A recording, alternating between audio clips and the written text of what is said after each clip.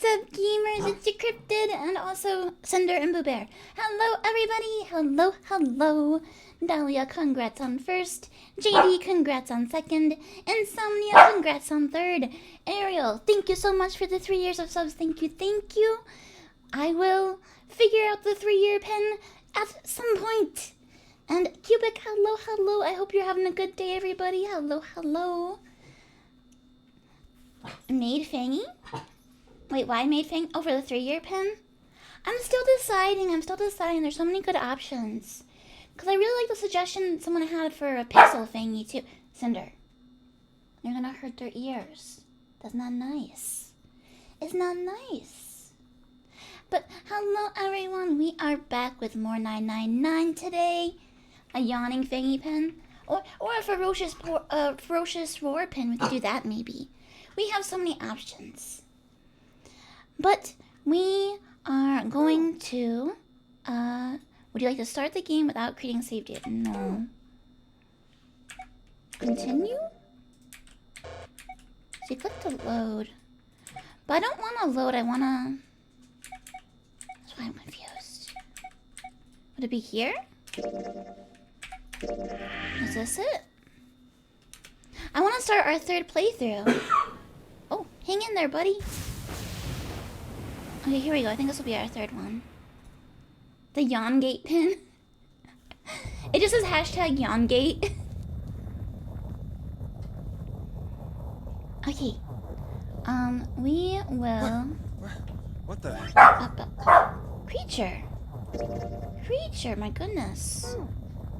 I wanted to swap to auto skip. Alright. Noom! We're fast forwarding since we have done this twice already. And then actually, I think we can go to... Wait, I think we can go to our flowchart. Yes, we can go to our flowchart. Okay, so... Yesterday I had my game club meeting with my friends because we're all playing 999 and talking about it. And I was trying to figure out, I'm trying to understand the keys and whatnot. So... I have locks here, which means I have not done a route over here. Is that what it's saying? I think that's what it's saying. Oh, hello, Kitty. Hello. Kitty says, dang, bad dentist news and no 1st, 2nd, or 3rd. What a bad day. Well, you know what, Kitty? I'm gonna give you 4th just as a special treat for you. Kitty, congrats on 4th. Also, I also always get bad dentist news, even though, like, I feel like if I say I get cavities, people are gonna be like, oh, Fangy doesn't take care of her fangies, but that's not true, because I literally, like, I use, like, 3 different kinds of floss, and 2 different mouthwashes, and I brush my teeth all the time, and I still have bad luck. So, Kitty, I sympathize. But you will be okay. I'm sure you will be a strong kitty and you will get through it. Okay, we will go... Alright, so we have done doors 4 and 5. And we have done doors 3 and 8. We have not done door 7 over here. And we have not done door 1 over here. So we are going to start here. Boop. Boop. Go there. Well, we really don't have a choice now. The best dentist news is a clean bill of health. Oh, I know. On occasion where there actually is like an appointment where nothing bad comes up, I'm like, oh, it's a miracle. Also, hi, Friday. Happy Wednesday, Friday. I didn't have to think about it, I swear. Alright. So let us noom through this. We'll noom until we get to the question. Here we go. Okay. And then we will swap to the regular mode. But then how do I swap to... I want to swap to novel mode here. Oh. I want to swap to the novel mode. Maybe I can do it once we go through the door. think I'm gonna go with door 7. Door 7. Okay. Lucky 7 number it is. 7. Yeah. Alright then. That means June's gotta go through 8. What? Why? 'Cause math. What? If the 6 of us are gonna keep going without leaving anyone behind, there are only 3 ways we can do it. Have 3, 5, and 8 go through 7, and 4, 6, and 7 go through 8. See, I don't know how they do the math so quickly in their heads. I would need to have like a pen and paper and write this out. 4, 5, and 7 go through 7, and 3, 6, and 8 go through 8. Or 3, 6, and 7 go through 7, and 4, 5, and 8 get 8. Or I go through door 3 and everyone else can just figure out their own thing. Like There are last no other playthrough. combinations. In other words, 3 and 4 and 7 and 8 can never go through the same doors. You get it now? Oh no. You're saying we aren't gonna see each other again for a long time. It's not necessarily a long time. No more bad end. Yeah, the last ending we got was pretty darn bad. Literally everyone died. Hey, come on. You're making it sound like we're never gonna see each other again. We gotta split up, but only for a while. This is just like when we went into the 4 and 5 doors, remember? We got split up then too, but we all met back up. Yeah, it's I'll fine. bet 7 and 8 are just like that. You mean they're connected somewhere? Yeah. Yeah, probably. Probably. I'm sure they're gonna connect I'm somewhere. hungry. Alcidian, thank you for the resub. Thank you for the 47 months. Thank you, thank you. How are you doing today? You're eating popcorn. I want popcorn. One of my friends works at a movie theater now, and she always talks about like her job, and then I'm like, yes, maybe I should go to the movies and get popcorn. Insomnia said, for something that's basically bone, teeth are sure the weakest of all bones. That's so true. I wish we were like sharks, right? Because, like, can't sharks just regrow new teeth or something like that? We should be able to do that. Why? What makes you think so? If they don't, then neither team can get through door 9. In other words, the game would end right here. Zero's been on top The of this game? shit so far. I don't think he'd blow it now. I'm damn sure that son of a bitch wants to have his fun as long as possible. He's not gonna end this Oh, game we can until swap get back to through the novel 9 here door. now. There we go. June said nothing. The tears were gone, but her eyes were still sad as they looked at Junpei. He met them, and with reassurance he could manage, laid his hand gently on her shoulder. Everything's gonna be fine. We're gonna see each other again. I promise. June bit her lip and gave him an almost imperceptible nod. Yes. Promise? Her voice was barely above a whisper. Santa's voice shattered the moment. You guys are done, right?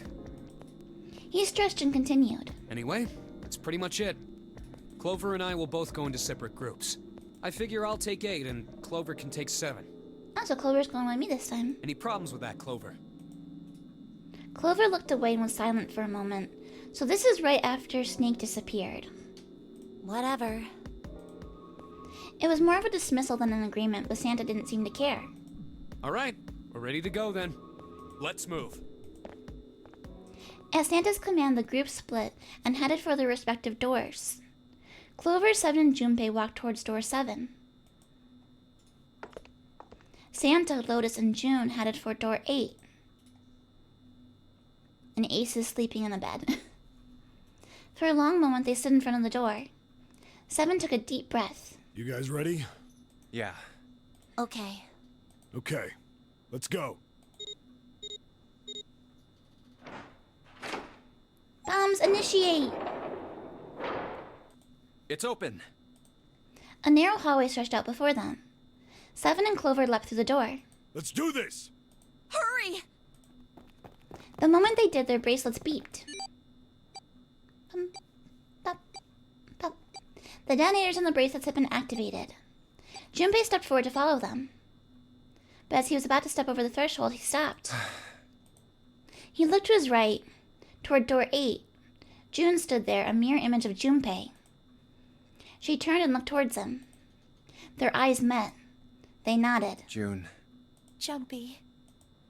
Their farewell took almost 1.5 seconds. What the hell are you doing, Junpei? You're gonna get everybody killed! Then someone took hold of Junpei's arms and hauled him bodily through the door. He heard the sound of the numbered door slam shut behind him.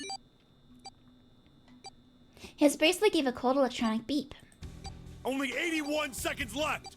No time to waste, guys! Let's get moving! Seven led the way down the hallway. Junpei and Clover followed him as fast as they could. After what seemed like far more than 81 seconds, they reached the end of the hall. Look! The door on the left! I can see the dead!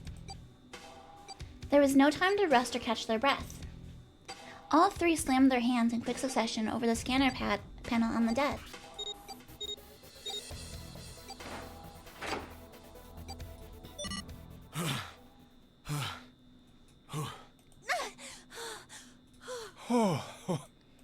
Still trying to catch his breath, Seven leaned heavily against the wall. It stopped. It stopped.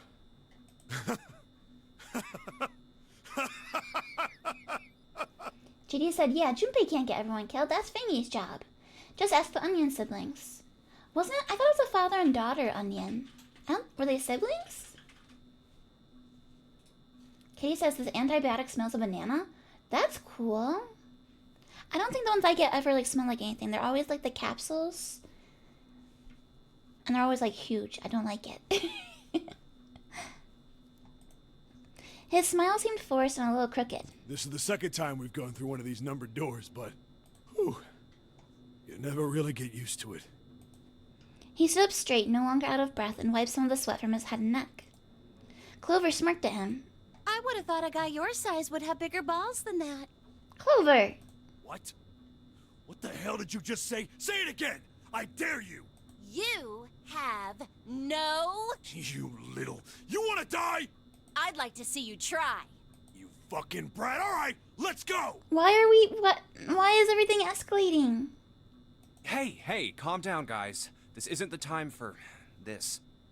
It's not gonna do us any good.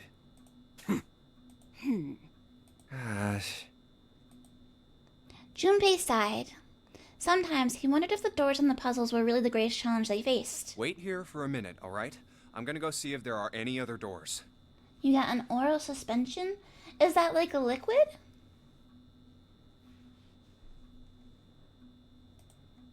They didn't respond, but Junpei wasn't in the mood for a conversation anyway. We just came through this door. And of course it's shut tight. There's a short hallway on the left here, and an iron wall. I doubt I can get through it. At last, he gave up and returned to Seven, who was tapping lightly on the wooden door.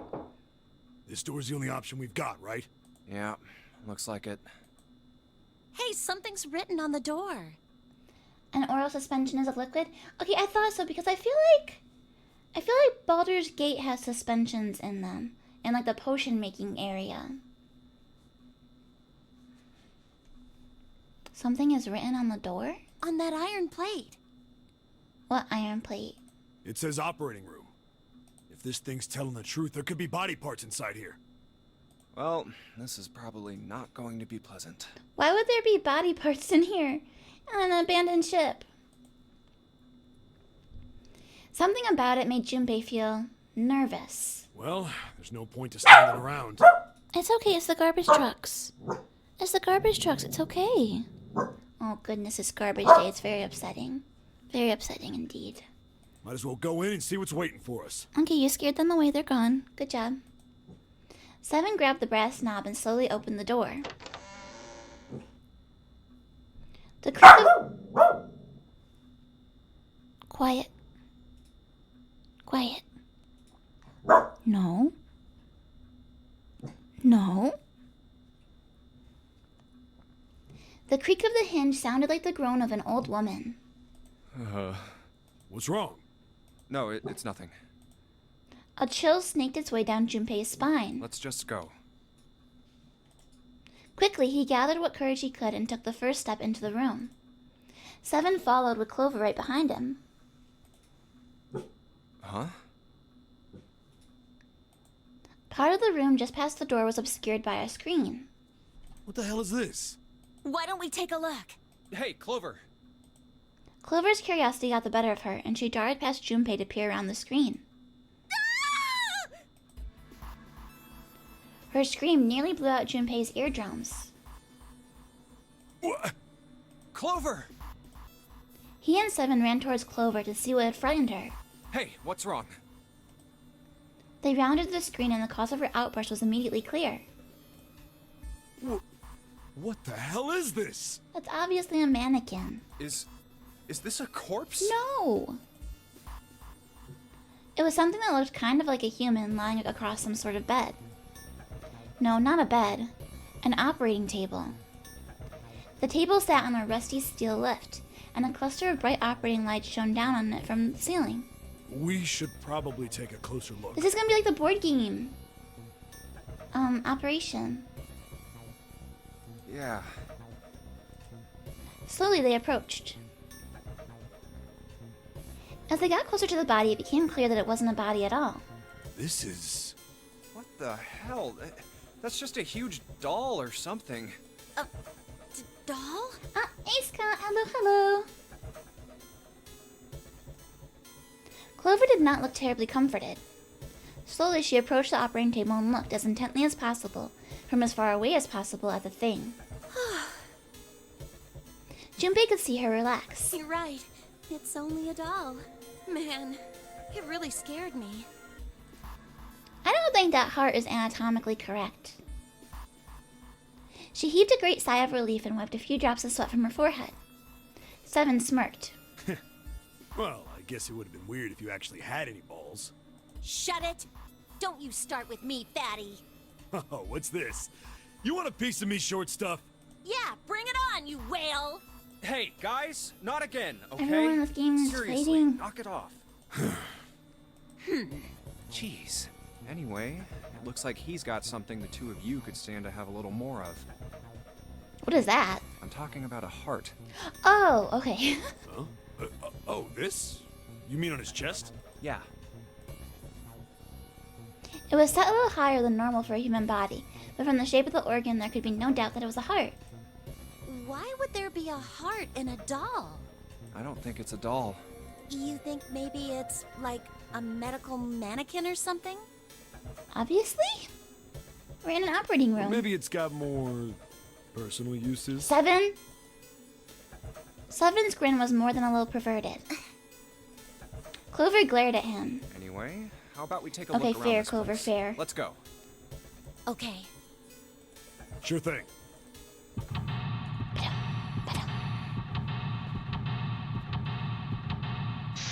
Find a way out.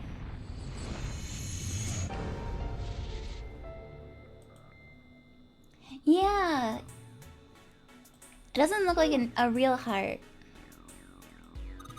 An operating table. Do you think old operating tables looked like this? I have no idea. Hey, I wonder what this thing is. It says kilograms on the display. You think maybe it's a scale? Huh? There's some sort of lid on this thing. Why don't you try opening it? Can't, there's no handle. I can't get under it with my nails either. There's something that looks like it could be a scale next to the operating table. It has something that looks like a lid on the front of it. It's an old operating table. The medical mannequin is lying on it. A white cloth. Alright, let's talk to the mannequin. These dolls are really kind of creepy, you know. Hey, it says something here. John? You think that's this doll's name? Maybe?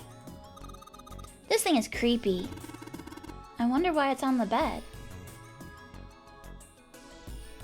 It has successive scissor lifts? That's these thingies? Well, it's supposed to be old, so maybe it was before they knew it wasn't safe.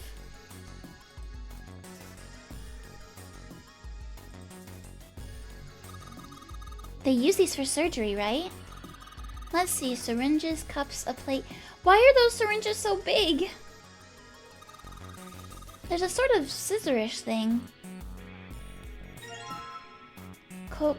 Culture forceps. Are those scissors? They look kind of funny. No, there's probably a pair of culture forceps. Surgeons use them during operations. They can hold blood vessels shut and keep tissue out of the way. We can use it to pull stuff out of small holes or something like that. We are so playing Operation. A bunch of surgical tools. Okay, looks like we can't click on anything else individually. They're organ holding pliers? Oh. Another medical mannequin? From the looks of it, this one's a chick. She has a name too. Lucy. Poor thing. Looks like Miss Lucy only has a head and a left arm. Maybe we're supposed to gather all her parts? There's some kind of device attached to the bed. It says kilograms on the panel. Oh, this is the same as the other one. Lucy's head and left arm are sitting on the bed. Maybe something will happen if we gather all of her body parts. A left arm, you say? I know, right? But I think Snake's was a little bit more realistic looking than this. This bed doesn't look very comfortable. There's a pipe going outside. What's this thing? It's got these short iron legs. Maybe it's a heater? There's nothing inside it. Nothing yet. Fake chest. We're gonna do a heart transplant. We're gonna take John's heart and put it in Lucy. This is an operating room. Ew, that's gross. This is the chest. It's a woman's chest. The heart's gone, but it's pretty hot. What? If that kind of thing turns you on, Seven, you're a real creepo. There is nothing attractive about this, Seven. I am concerned. Maybe you're supposed to heat something like that gauze to kill the bacteria? There's a boiling thingy over here. Boo-ba-da-boo! Welcome, Budgie. Welcome, welcome. It kind of looks like a morgue.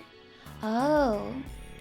I mean, maybe it's a combination operating room / morgue. There's nothing on the lid or in the drawers. Oh. It's Junpei, but he's bald. Oh no, what happened?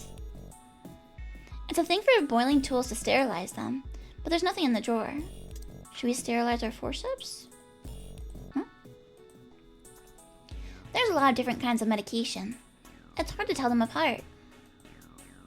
There's a whole bunch of bottles on the shelves. They all look like medicine. They've got labels, but they're all big medical words that I don't understand. We should have brought Ace here. The drawer's empty. Yeah, nothing there.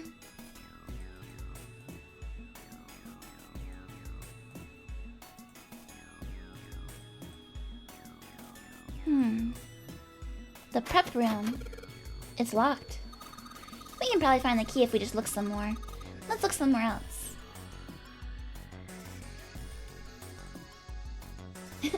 Great. Scott said, I would sanitize those. Those forceps look gross. Yeah, they don't look clean. Zero Escape is your favorite game, so you love watching people play it. You'll be lurking while you work. Thank you for the lurky work. Or the worky lurk. But yes, this is our third route. So far we've gotten the safe ending and the submarine ending. I hadn't done doors 7 or 1, so I'm trying to do those doors now. It's a chemical closet. Beyond this door is a chemical closet. Looks like this is also locked. I guess we're gonna need a key for this one. Junpei, where are you going? That's the door we came through. The only thing out there is the numbered door. I'm pretty sure I don't need to tell you that the numbered door is a one-way deal. So, you're saying there's no point to going back there, huh? And they're nodding. Awesome.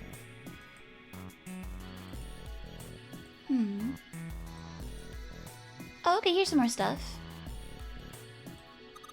That's a lot of surgery stuff. There's some scalpels, a few pairs of forceps, and a couple of syringes. All of it's too rusty to be useful, though. Hey, there's a scalpel here that looks new. That doesn't look new at all. It looks very used. A scalpel that's not rusty. Seems like it was put here for a reason, huh? You think it's telling us to cut something? Yeah, I do. Do I have a favorite character so far? I like Snake and Lotus so far. None of this other stuff looks useful. Yeah, it's all pretty rusty. Let's do this. An internal organ, specifically a lung. A medical mannequin with its guts showing. Ew, gross. Hey Junpei, there's a slit in this thing's chest. Yeah, sure is. There's something in there. Maybe we can get it out. Huh. Damn it. Stinking thing won't budge. It's stuck. Well, I guess you can't use force on this one then. We need something small that can fit into that little hole. Like our forceps? Fake organ. So we took the organ thingy out of the chest thingy. It's a lung, not an organ thingy. Huh? This part here on the back, it's all rubbery. You're right. So, it's a fake organ, of course it'd be. Wait, what's 7 grabbing it for? Hey, it feels like there's something in here. You think we can cut through the rubber part? Let's try cutting this organ with a scalpel. Organ key! The chest of the medical mannequin. One of the organs is missing. The organ is... Orgone? Really, Clover? I expected more from you. Oh, like you could do better. The table that the mannequin's sitting on. A partition. Nothing suspicious about it. Alright, so we got the key.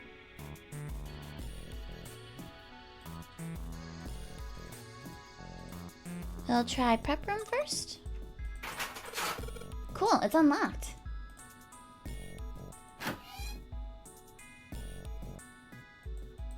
Weird, there's hooks. There's a light bulb illuminating the room.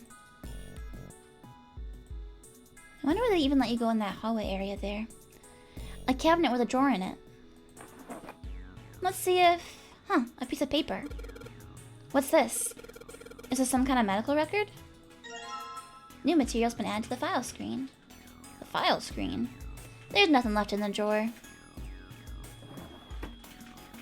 The file screen, you say? A medical record. A medical record found in the prep room. It has records for 2 mannequins. There's a male mannequin named John and a female named Lucy. The record shows each mannequin's total weight and the weight of their individual parts. Oh no, it's math. Off?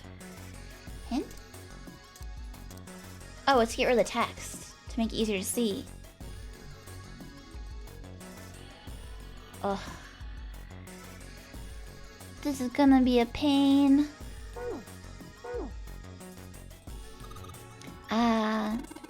What the hell are you doing? Don't you want to get out of here? But I'm tired. There's a long chair in the corner of the room. Eh? The white light on the top is glowing. Yeah, but the red, blue, and purple ones still aren't lit. There's a ray of light going through the beaker. And it's hitting the thing on the right. Only the white light on the top is lit. The red, blue, and purple ones are still dark. So we gotta put something in there.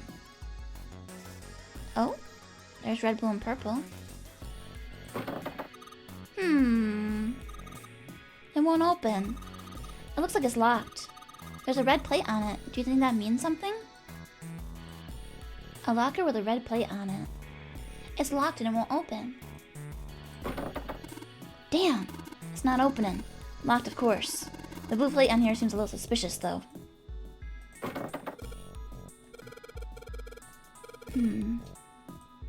So we can't remove the plates. You must have to, like, put something up against it. Probably get it from this thing. A sink. The doctors and nurses probably washed their hands here before an operation. Nothing suspicious here. There's nothing else in here?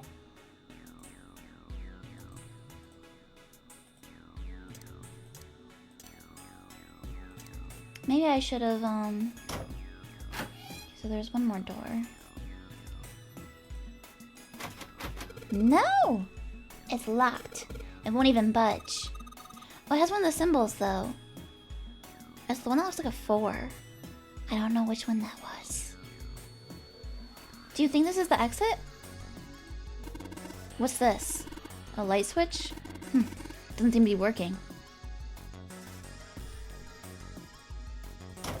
Okay, well let's... I mean, I imagine this key won't work in here, but... Oh, okay, it works for multiple doors. Alright, you know what? I'll take it. Red liquid.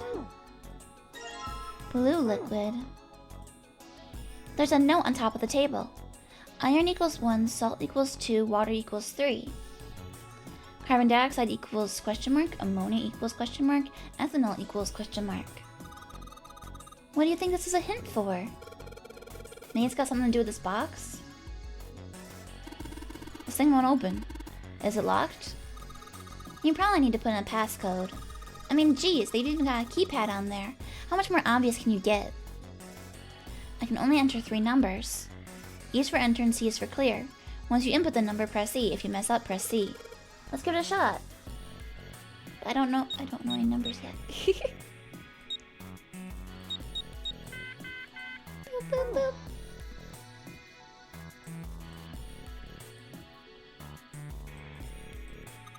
Hey Junpei, you think there are any slugs on this ship? Huh? Well, if there are, I was thinking we could put salt on them. What's she pointing at? The label states NaCl. Salt, huh? Do you think 7 will shrivel up if we put it on him? Hey, you say something? There's a bottle of salt on the shelf. The label says NaCl. Right? A rectangular table. I wonder, do people mix medicine on this thing? Yeah, so salt is 2.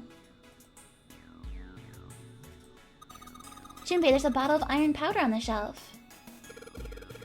How do you know it's iron? The label says Fe. Fe stands for iron, right? Yep. Something stinks. Is it coming from this bottle? It says NH3.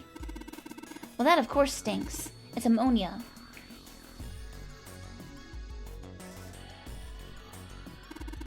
Oh, good stuff.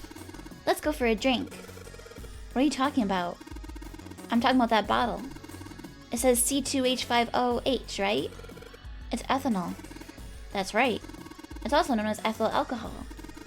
It's pretty much what booze is made of. So, you're gonna drink it? Nah, I won't. It might say that's what's on the label, but there could be anything in there. Okay, so we got bottles of the stuff that's on the paper. Hey, Junpei! There's dihydrogen monoxide on the shelf. Why don't you just say water? What's this? Looks like a can with a spray nozzle. It says CO2. So it's a can filled with carbon dioxide.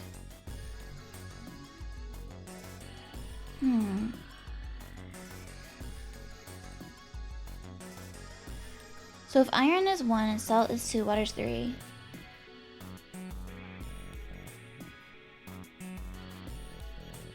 Is it just the number of atoms? Because salt is NaCl and iron is Fe, and then water is H and 2 oxygens. So then carbon dioxide. Okay, wait. So carbon dioxide was over here. CO2. So that's just, wouldn't that also be 3 for carbon dioxide? Yeah, 3. So 3 for carbon dioxide. Ammonia. NH3, so 4. So 3, 4. And then ethanol.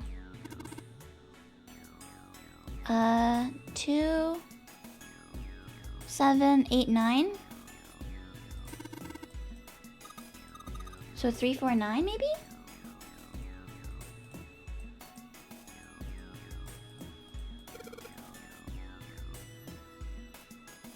Three, 4, 9. Boop. Little bit of dislike that the numbers aren't subscripted. I know what you mean. I know what you mean. Also, thank you for the glub glub kitty. Thank you.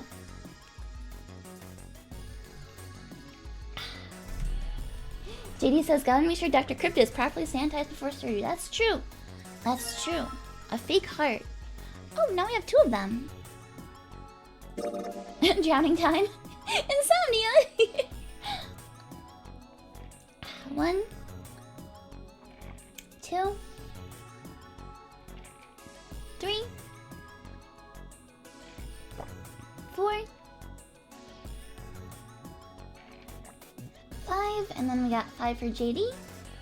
1 second, getting a brain freeze. Oh, go away, brain freeze. I shouldn't put ice in here. Okay. 6, 7, 8, 9, and 10. It's noontime, gotta stay hydrated. That's true. Hydration is important. A heart. This thing is super creepy. This ain't good for the heart. Combine. What do you mean, no? Huh? You don't like it? He doesn't like it. The chest of a medical mannequin. There's a hole on the left side of the chest. The fake right arm. It's the right arm of the body. It's kind of creepy. Need to sterilize it? Maybe. Or maybe I need to swap it with John's heart? An empty box. There's nothing left inside. You think we should go back? Yeah, I think that's probably best. Clover nodded and left. Junpei was about to follow her when he realized that Seven wasn't following suit. Hey, Seven, what's up? Oh, well, He looked up at Junpei distractedly and then back down at the brown bottle he held cupped in his large hands. Is that a medicine bottle? I got curious about it. Here. In response, Seven tossed the bottle gently to Junpei. He caught it and twisted it around to read the label. Ethylene diamine tartrate? I don't know what that is. Yeah, that's right. It's EDT. EDT? What kind of medicine is that? EDT. It's not medicine. I think it's an industrial strength detergent. It's a cleaner? Why would they have something like that here? Well, probably to clean stuff up. Clean what up? Fuck if I know. Still, it looks like it's cleaned my brain up. Junpei looked up from the bottle. You remember something? Yeah. Seven nodded slowly and spoke. Well, I remember a story about EDT. Happened about 50 years ago. 50 years ago. There was this factory somewhere in America making big old EDT crystals. Crystals? They were making it to sell as an industrial strength cleaner, like I told you before. But a year after the factory started up, something strange started happening with the crystals they were building. Is this gonna be like, June's ice story? Water molecules started attaching themselves to the EDT crystals. This made them into a sort of mutation of the original crystals, called a hydrate. Once the crystals turn into a hydrate, though, it's useless as a cleaner. Oh. The factory had to just dump the crystals. As a hydrate, they were useless. But it didn't end there. After that day, the same thing started happening in EDT factories everywhere, even ones nowhere near that first American factory. This is like the glycerin story. They'd been making crystals the same way, with the same materials and the same equipment and environment. But now, all of a sudden, every single crystal they formed turned into a hydrate. In fact, ever since that day, no factory anywhere has been able to make a pure EDT crystal. Even in EDT research done years before, they'd never gotten a hydrate. But after it happened at the first factory, it just spread. I really gotta research this stuff after I finish the game.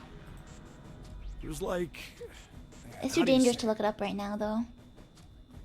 Like the molecules were communicating with one another, transmitting information in a way humans couldn't perceive. This phenomena spread throughout the world, right? Junpei looked up at Seven with half a smirk. Seven stared at him dumbfounded. Yeah, that's it exactly. But how did you know? I heard another story, kind of like that one. When? In the freezer? What? The freezer? Yeah, June told me. Junpei told Seven the story he'd heard from June in the freezer in the kitchen. How one day glycerin began to crystallize.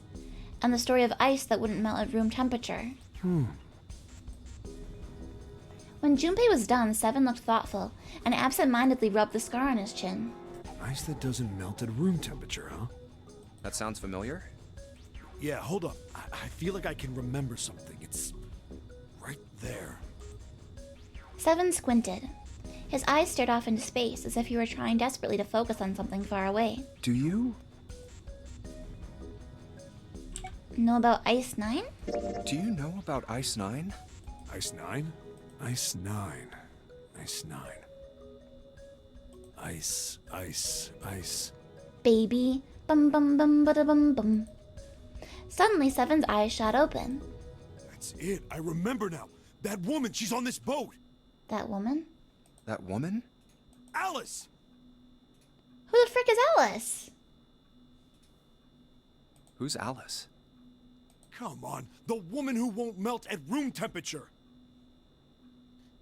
Most women don't melt at room temperature, to be fair. Huh? It became clear to Seven that Junpei had no idea what he was talking about. He ran his hand across his face and took a deep breath. You know how the Titanic sank on April 15th, 1912, right? Yeah, more than 1,500 people died. Worst maritime accident in history. What about it? Did you hear about the boat that was sent to collect the dead bodies? No? I think that was the RMS Carpathia, right? It was a cruise liner, just like the Titanic. No, that was the ship that picked up the survivors. The ship that collected the dead bodies was the CS McKay Bennett. How does everyone know these things? Maybe it comes up in the movie. I've never seen the Titanic movie. The McKay Bennett showed up on April 17th, 2 days after the accident. It set out from Halifax, a port in Canada, and recovered 306 bodies. The Atlantic that far north was really cold. It would have to be for there to be icebergs and stuff. Anyway, the bodies they pulled out of the water were frozen solid. This isn't a very nice story. So, what happened next? Well, they say the McKay Bennett recovered something more than just dead bodies. There were various bits of stuff floating around in the water.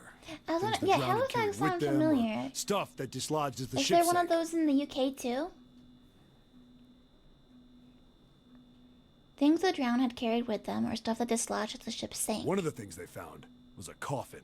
Yeah, because June told us that there was, is it a pharaoh? There was like a pharaoh lady that, there was a mummy.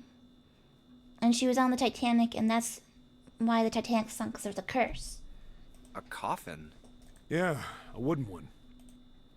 The craftsman who made it must have been pretty skilled. It wasn't just a wooden coffin. Oh, we've seen the coffin. I just realized that we saw the coffin in our safe ending. That's where we got the gun from. It was all wood, no nails, no reinforcements, no gaps in the wood anywhere. The thing was airtight. The crew got pretty curious about what might be inside it and opened it up. And they found a I gun. had to get a wedge and hammer it open. It was so well made. Inside, they found a woman. Or, I guess you should say, they found the dead body of a woman. Her hair was thick and black, and her skin rich brown with no blemishes or signs of decomposition. They say that she looked gorgeous, like a goddess. She was obviously dead, but everyone who looked at her said she just looked like she was sleeping. Her skin was so lifelike, she looked like she might wake up any minute. And she didn't, though. Like the rest of the bodies they found, she was frozen solid. Eventually, the McKay Bennett finished searching and returned to Halifax. The 306 bodies were unloaded and taken ashore. However, it was warm enough that they began to thaw. They say that the stink was horrible. Ew. But there was one body that didn't thaw. And that was... The girl in the coffin! So why is she called Alice? That's right. Everybody thought for sure that she'd melt and start to rot like the rest of them eventually. But weeks passed and nothing happened. And a month passed. And another. It was summer, and she was still frozen solid. After a while, people 'Cause of started the to say she was Ice some sort of Nine. miracle. Rumors about her started to spread. People came to visit Halifax from all over. After a while, people started to call her All Ice. Oh! Alice. I get it. Of course, those rumors didn't last long. Why? Well, she up and disappeared. One day Alice was there, the next day she wasn't. Okay, but this part is definitely made up, right? This story definitely didn't happen. They say someone snuck into where they were keeping her and stole the body. With the body gone, the rumors followed pretty quickly. After a while, no one remembered her. You might be able to find something about her. Howdy on do. a newspaper Hey, Dork. Back then, but that's about Good it. morning, Dorko. If you would find a newspaper. Wait, you just said that she was on this boat. Yeah, I did. Alice has got to be somewhere on this ship. Two of them gotta be. Now, why the hell would you say something like that? Because I know. And just what is it you know? Oh, because we know from our previous playthrough that he was here in the previous game 9 years ago. So he must have seen her 9 years ago when he was here. What happened to Alice after she was stolen? Junpei gulped. All right, tell me, what happened to Alice? Seven nodded slowly and took on the look of a man, recalling something long buried. Well, around that time, the word was that there was a special black market in New York. All millionaires from all over the world. I've heard that Alice went up for auction there. The person who won the auction was Lord Dashiell Gordain. Lord Dashiell. You've heard that name before, right? Have I? Lord Gordain. Oh, isn't he the guy who bought the gigantic? Oh. The Titanic sister ship. Okay, yeah. I was like, the Gordain part does sound familiar, but I don't remember where we heard it. Alright, so he's the guy that bought the sister ship that we think we're on. Yeah, that's him. He does look like a Although I guess he magician. hadn't done that yet. Oh, so this was before he bought the boat. What do you mean? Gordain bought Alice in 1912. 4 years later, in 1916, he bought the gigantic. And he hid Alice somewhere on the gigantic. Why? But nobody knows where. He died in 1931. And apparently, he died without ever telling anyone where Alice was hidden. However, what? Well, he did have one close friend who asked him, "Where is Alice?" And he said, "Alice sleeps in a small chamber past the Forest of Knowledge beneath the navel of the The gigantic." navel. What the hell is that? Is it some kind of riddle? Your guess is as good as mine. Seven threw his hands up in defeat. So that's it. Whatever you think, I believe it. She's hidden somewhere on the gigantic.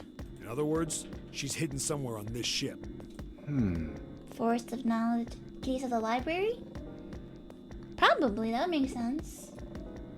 Because when you think about it, books are made from trees, technically.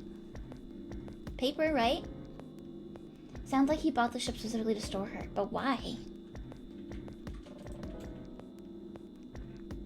Why would he need the ship for her?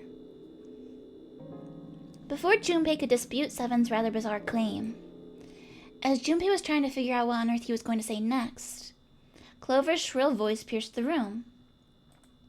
Hey, what are you two doing over there? Stop wasting time and get over here. We're talking about pseudoscience and conspiracy theories, Clover. Don't interrupt us. Okay, we're coming. Jeez.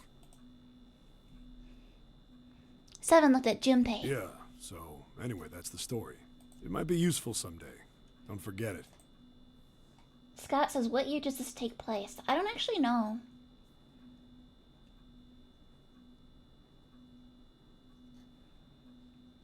With that cryptic remark, he turned and left the room. Alice. Huh. Junpei was left behind to ponder what he'd just heard. He tried to remember what June had told him earlier. That mummy wasn't just a normal mummy. They say that she was frozen. The story says that from the time of its discovery all the way through to when it got put on the Titanic, even though it was carried through the desert, her body never melted. What was it even put on the Titanic for? Just for transport to somewhere? Or was someone just like, hey, I want to take my dead pharaoh girlfriend on vacation? Then was that Egyptian priestess Alice? Did the water in her body become Ice 9? And if so, isn't that dangerous? Because then, if all the molecules can communicate, won't all our water become Ice 9 too? No, that's nuts. Because if she's freed from her coffin, But we found the coffin, and she was not in there. There's no way somebody like that could exist. Junpei shook his head, trying desperately to clear it, and followed Seven to the operating room where Clover was waiting. That's just the end of Cat's Cradle? I haven't read Cat's Cradle. Is this Zero Escape 9 hours, 9 persons, 9 doors? Yep, yes it is, Scott. Also, hey TP, hello, hello. How are you today? The entrance to the operating room. It isn't locked, but there's no reason to go back. I need to figure out how we're gonna get out of here. Alright, let's put some body parts. Actually, we gotta go back over here. I have an arm for you. An arm? An old hard bed. How do I put this on you? Oh, maybe I have to combine it in here first, actually. Why?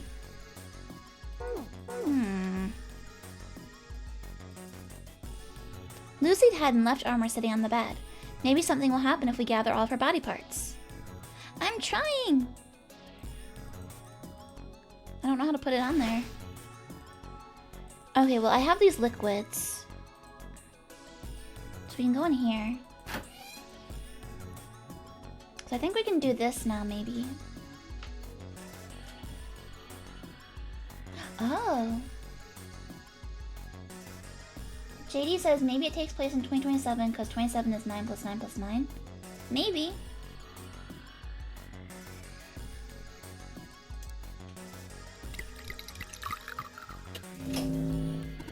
Hey, the blue light turned on.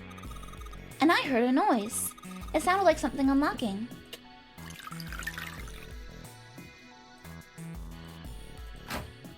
A leg! Fake left leg. A locker with a blue plate on it, but there's nothing left inside. Red liquid. The red light's on now. I think I heard another noise.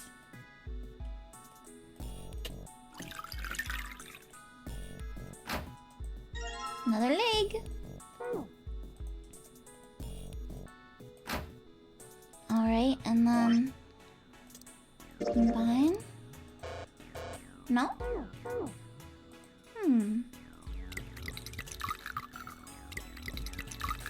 There we go. I can do color math. I get it. You combine the red liquid and the blue liquid to make a purple one. Good job, Junpei. The purple light came on and I heard it unlock. I'm sure it's unlocked. The locker with the purple plate has got to be unlocked. Alright, let's see what happened.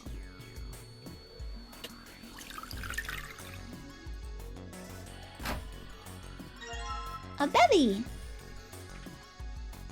Okay, but can I start combining things? It looks good nose from this angle. So we got her arm, we got her 2 legs, we got her torso, and her belly. And her heart, so shouldn't this be everything? I think that's everything, right?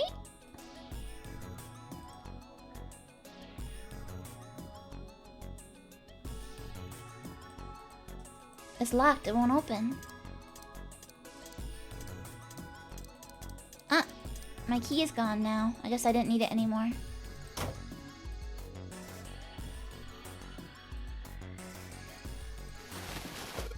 Okay, so we've collected the 6 parts of the medical mannequin. So the ones we've got must be for Lucy, right? Yeah. Seems like it. Well, I say we gave Lucy her body parts back. Any objections? Nope. Agreed. Alright, let's get started. Combine. Hey, nothing happened. That's odd. Maybe it's the wrong weight. Wait. Yeah, well, you know how there's a scale on the side of the bed? Maybe we need to get the scale to a specific number. How are we gonna do that? I think we're supposed to swap her body parts with John's. Oh. Let's give it a shot. Operating instructions. The screen will display 2 medical mannequins. You can switch their body parts by selecting the part you want to switch out. 53 and 51. Well, heck, I wish I could see my my notes from here.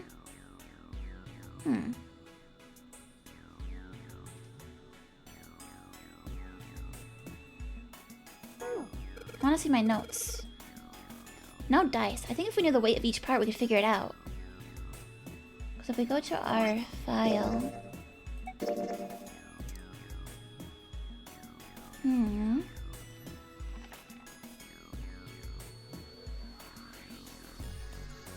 I want to weigh each part individually. 51.3, 53.2? Aren't they the opposite? 51.3, 53.2. 51.3. Oh, not quite. Alright, well, I guess...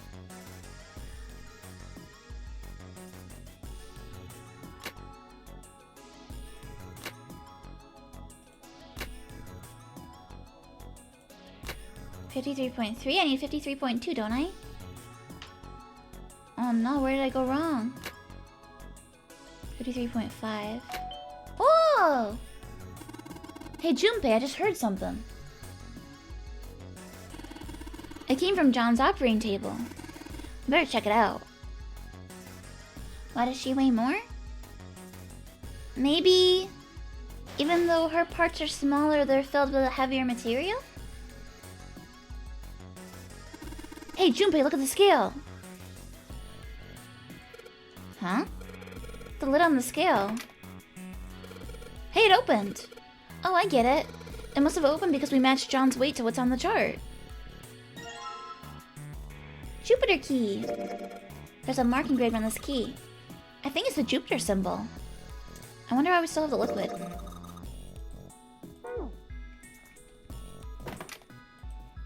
So we never actually ended up having to sanitize any of this stuff, huh? We didn't end up using this at all. Weird. Weird.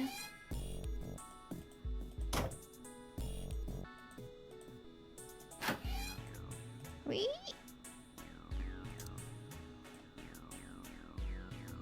Anime fans would recognize that as the symbol for Sailor Jupiter.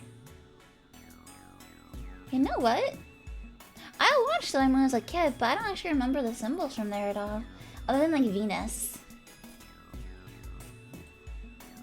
Hey, hold on. Junpei stopped, about to put the key into the doorknob. Oh, what's up? Where's Clover? Huh? Junpei turned around, and Clover was nowhere to be seen. Oh, god damn it. Where the hell did she go? Okay, just hold on a minute. I'll go get her. Sure thing. It's not like there's that many places to hide. Junpei left Seven at the door and headed back to the operating room. He found her standing next to the operating table. She was staring at the mannequin. Hey, Clover, what's wrong?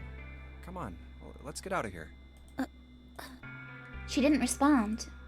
If she hadn't been standing up and breathing, Junpei might have thought she was dead. What are you doing? Did you want to come back here and say goodbye to John? It wasn't the best joke, but it was something, an attempt to lighten the mood. Clover didn't laugh. She stood stock still and said nothing. Hey, Clover, can you hear me? Perhaps it was something he'd said, or perhaps it was something else. Suddenly her mouth opened and she whispered in a dry, dead voice. My brother might be dead. Huh? That's why we couldn't find him. If he's dead, I'm going to be next. Why? Suddenly the operating room felt very, very cold. What are you talking about? What's wrong with you? He gave her a small shake, but she still didn't respond. The silence grew heavier. Junpei, what do you want to do? Told Clover they needed to leave, give her the 4-leaf clover. I think this is how we get the true ending. But I kind of want to save that for last. So maybe I should not do that yet.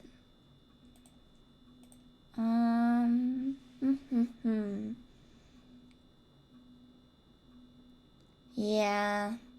Because I want to save that for the last one.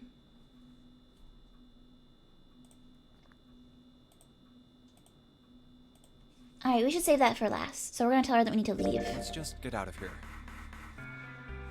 We've got the key. Let's use it. That cool with you? Yeah. Clover nodded almost imperceptibly. Still, Junpei was glad to see that she was at least somewhat responsive. Then it's time to go. He put his hand on her shoulder and guided her to the preparation room. As they arrived at the door, she suddenly stopped. I'm sorry. What was this? Why was she apologizing? Junpei wasn't sure what to make of her. Was she emotionally unstable because her brother had gone missing? I'm really sorry. Just forget everything I told you, okay? Don't worry about it. Really. I mean it. How could anyone pretend not to hear something like that? But something told him this wasn't the time to press the issue. Junpei gave her the warmest, kindest smile he could manage. All right. Thank you. Her smile was weak. It was almost painful to watch. Damn, what the hell took you guys so long? Seven looked up as they walked into the room, clearly irritated. You playing doctor in there or something? Maybe. Jealous? Seven avoided answering the question. They stood in front of the door. Junpei took out the Jupiter key. All right.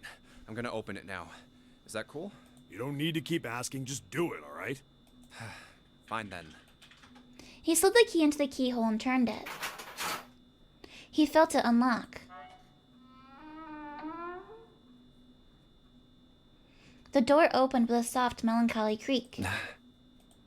Beyond it lay a simple white hallway. There was no fanfare or confetti. Obviously, there was no one there to applaud them. They simply walked to the door. That was it. All right. Let's get going. Hey man, what's up with you? You're so serious, you know? Can't you sound more happy, you know, get a little excited? Not really. Junpei turned away from Seven and took his first step down the simple white hallway. My brother might be dead. I'm going to be next. Clover had told him only a few minutes before that her brother was probably dead, and she was likely to follow him. Like hell I can. Not after hearing something like that. You found it!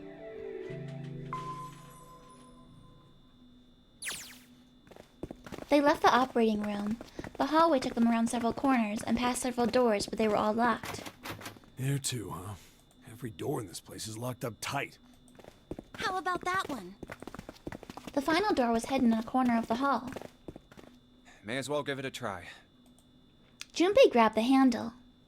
As he made to push it open, a voice stopped him. The voice came from behind him and belonged to neither Seven nor Clover. Jumpy! Huh? He spun around. He saw someone running towards him from the other end of the hallway. There were 3 people coming towards Junpei and his companions. June? And Santa? And Lotus too? They pulled up short in front of Junpei, breathing hard.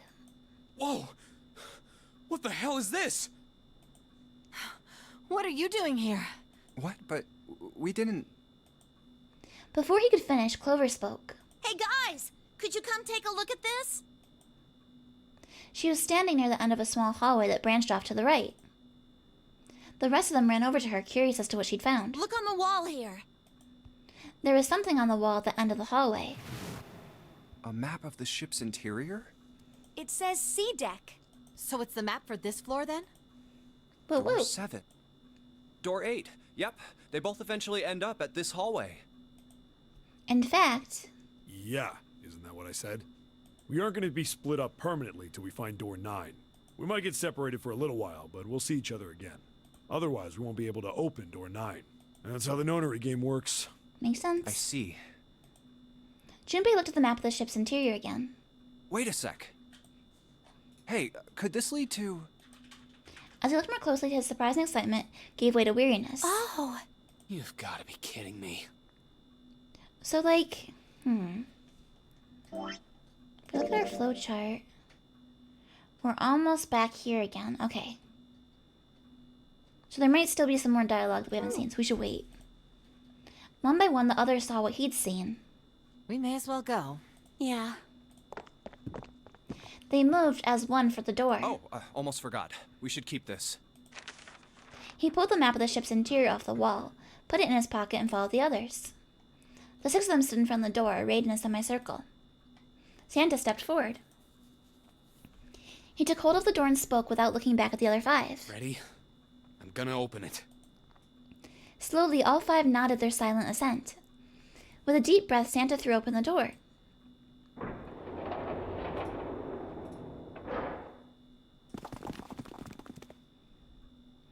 They poured through the doorway and into the room. Even without looking around, each one of them knew where they were. I knew it. They were just where the map had said they would be. We're back. In the hospital room. So now... Not quite there yet. I see. I believe I understand what you're saying. The 6 of you split into 2 teams and went through doors 7 and 8. You solved the puzzles in the operating room and the laboratory. And you just had a nice nap. And then met one another in the hallway after opening your respective locked doors. He looked like anyone might after only just waking up, but it seemed that his brain was working as well as ever. He'd managed to grasp, summarize, and understand each team's report. At any rate, I feel a bit silly for my little show of altruism. Heading to the comic shop? Okay, bye JD, have fun! I know I said I was sure you'd come back for me. I didn't think it would happen so soon, though. Okay, now we've connected back. So now... I think we can do this. Whee! The key? Ain't that what I just said? I'm talking about the Jupiter key. We found it in the operating room. Right, Junpei? Yeah. Okay, so it'll stop me if there's dialogue I haven't seen before. Is the voice actor from... Is it... Huh? Is that the voice actor for Dub Jet and Cowboy Bebop? I don't know. Maybe. Junpei nodded. Oh, the solar system keys. Actually, we found one in the laboratory too. Here, the Earth key. Lotus dug out a still warm key with an Earth symbol on it. I might lose it. It's probably better if you hold on to it. That way it won't be my fault if it gets lost. Yeah. On it. And with that, she pressed it into Junpei's hand. He felt slightly less than honored. Now we have 3 keys that we haven't used yet. Hey, Spooky! Yeah. The Jupiter key that we found in the operating room. The Saturn key card we found in the kitchen. And the Earth key Lotus just gave me. Junpei tucked the new keys into his pocket. June spoke up. The Jupiter key is supposed to be for the door at the end of that long, straight hallway, right? Yeah. If the map's right, then it connects to the central staircase. Then, next to the stairs... Wait! They were the first words anyone had heard out of Clover in quite some time. Her face suggested they weren't going to be very happy words. What about door 3? We do... skip again. Alright, so this will skip all the stuff we've seen already. Doop doop doop doop doop doop doop. Doop doop doop doop. Time to find a dead body.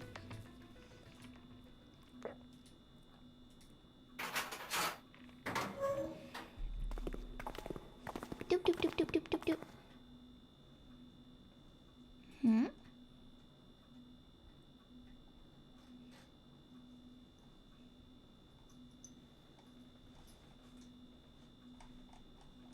One second.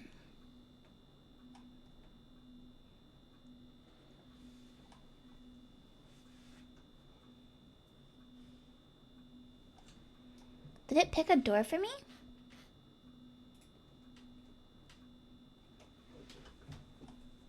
Wait a minute.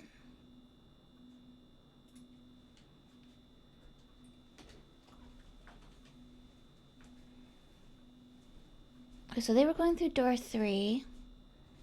And then where did everyone else decide to go?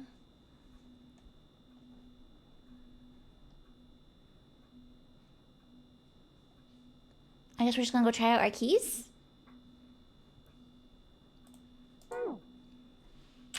No idea. No, that's a good question. Junpei looked off into the distance thoughtfully. Lotus sighed and shook her head. I can't believe this. You guys followed me here, but you don't even know why? Junpei, you've got the solar system keys, don't you? Yeah, Yeah. he did. He pulled them out. The Saturn key card.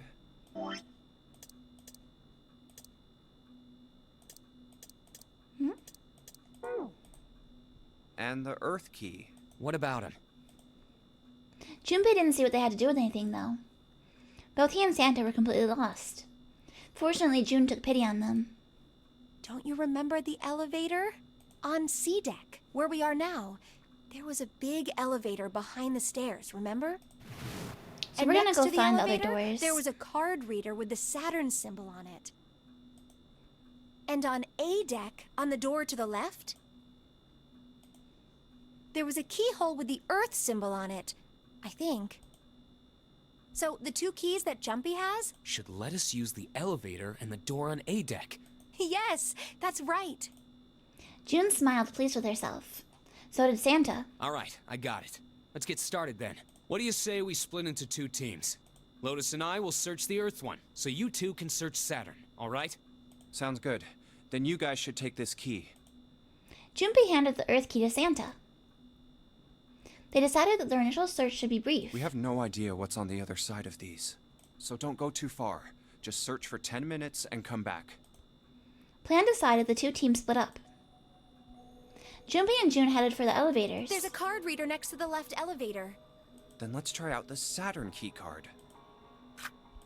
So I think this is... Okay, so we've seen this part before.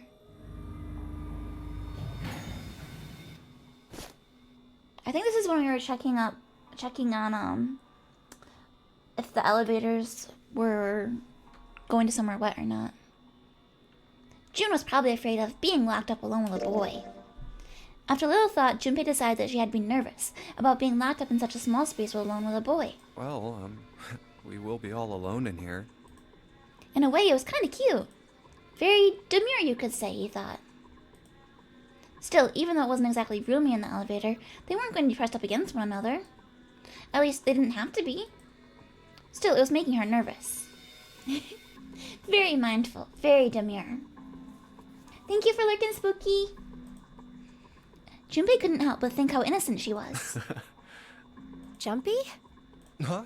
Oh, nothing. It's not important. Come on, let's go. Again, he stepped towards the elevator. And again, he felt himself restrained. I said wait a minute. Why? Aren't you afraid, Jumpy? Afraid of what? Well, I've never... You know. It's your first time? She'd never been in an elevator with a man alone before? Even so, she still seemed awfully alarmed. I might... get wet. Excuse me? What? Down there. What? No, Like no, it's no, soaking no, wet. no. I mean, of course you would. That's the way it works. I mean, I've never heard of anyone getting soaking wet somewhere else. That's true. You don't mind? Mind what? Kitty says, I mean, it is the D deck. No! Getting wet. Well, I don't know. I think I'd probably, like it. Gosh, Jumpy. You're so brave. Really? I mean, I kind of think any guy would do the same thing, you know? What happens, happens, right? I mean, if you get the chance, you've just got to go for it. That's what a man is supposed to do, I guess. Jumpy. You're so cool, Jumpy. I really admire you. That doesn't really seem like the sort of thing you ought to admire someone for. I'm really scared. Yeah, I mean, like you said, you've never done it before. Yes. So, I don't think I'll be able to No. last very long. And then it'll be over. Over? Yes. I'll go to heaven. Heaven? It feels kind of like you're floating in space, and your mind gets all fuzzy, like when you pass out. At least that's what I've heard from people who have experienced it. Yes, I've heard that too. Although I don't think the same thing happens to guys.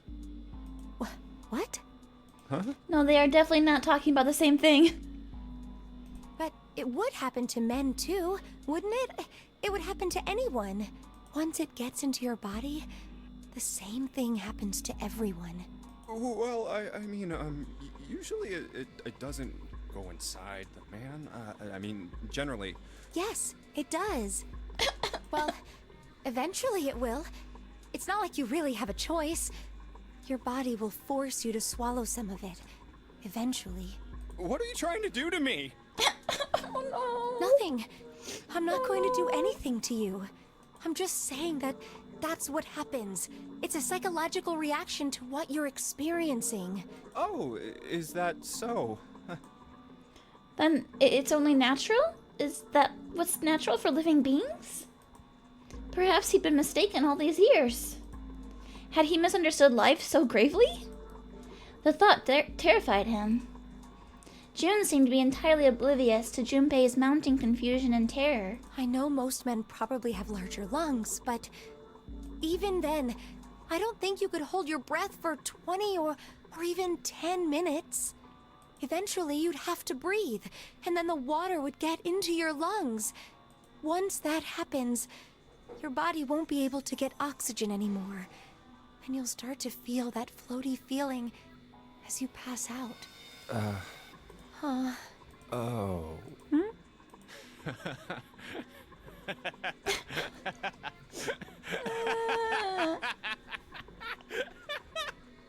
Finally, Junpei understood.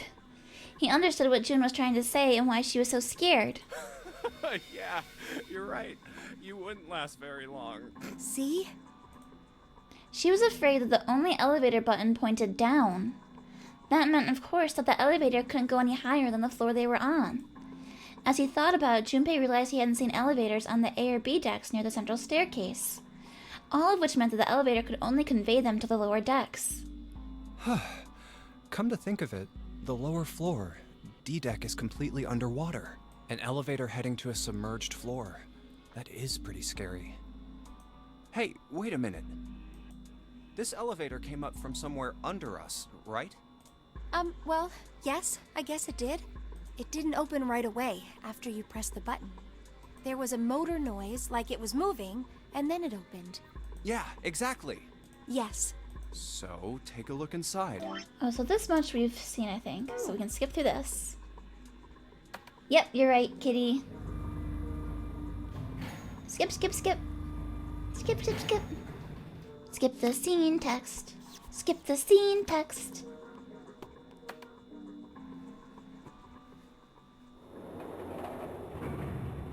Well, you'd probably get really wet up there. Huh? Oh no. At any rate, we should probably go back as soon as we can, once we're done looking around down here. Lotus and Santa might already be back. Okay, good idea. Yeah, there was a small callback. Okay, here we go.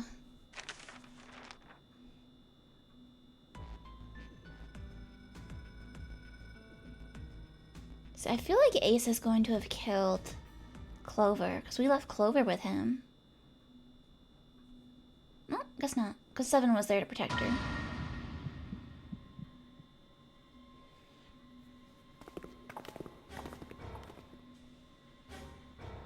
Okay, so now they're all finding Snake's body. Bum bum bum. Bum bum bum. Bum bum. Doop doop doop doop doop.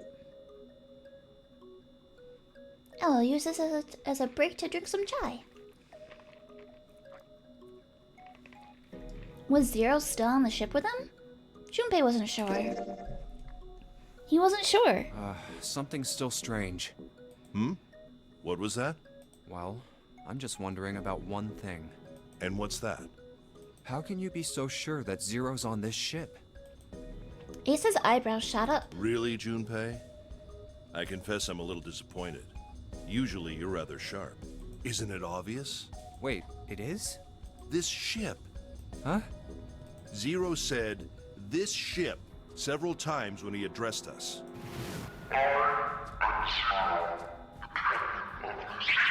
I hate Zero's voice.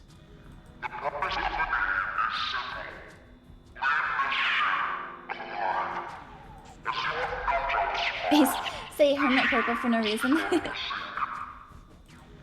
If he weren't here, He wouldn't say this ship, would he? He'd be saying something like, that ship, or the ship. Oh, yeah, I guess that makes sense. Maybe. Ace's explanation made perfect sense. Junpei felt a little foolish that he hadn't seen it himself. Still, he was left with a question, and it was one of no small importance. If Zero's on the ship, where is he? Suddenly, everyone went very quiet. The silence was cold and clammy, and Junpei could feel it crawling across his back and around his throat. Again, he heard the ghosting moaning noise, and moments later, a person who looked more ghost than human appeared. Clover! This is where she says it's one of us.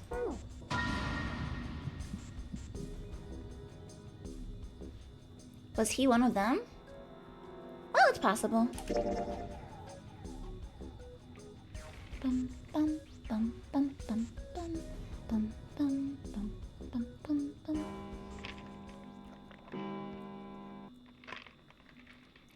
Alright, hurry up, folks. We gotta split up again. Bum, bum, bum, bum, bum, bum, bum.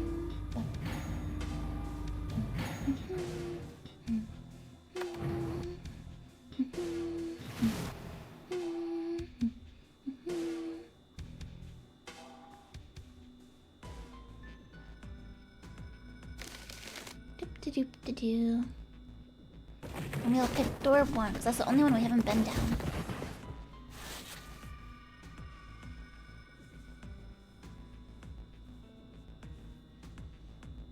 It says I haven't done door 2. I have done door 2, but I guess not after doing door 7. So we want door 1. My choice is door 1. Santa was unconvinced. Hey, wait a minute there. You cheating? Cheating? I'm asking if you changed your number after you heard what doors we wanted. How could I do that? I wrote it down on the paper earlier. Yeah, I think it joins up. But I guess going this way, I guess if you go this way, you're forced into going here? Yeah, so there's one scene that would be in between. I would like to see it, but I also want to know what's down here because we haven't done down here at all. You know what I could do is I could make a save here. Let's make a new save.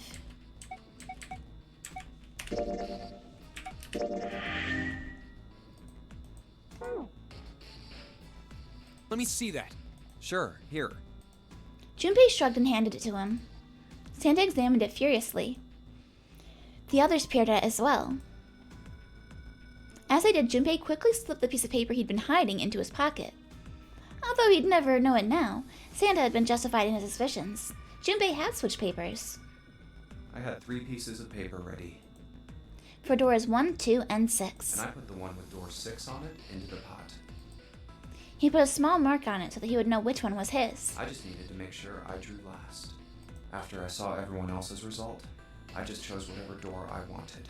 If the number I'd already put in matched, then I didn't have to switch the paper out.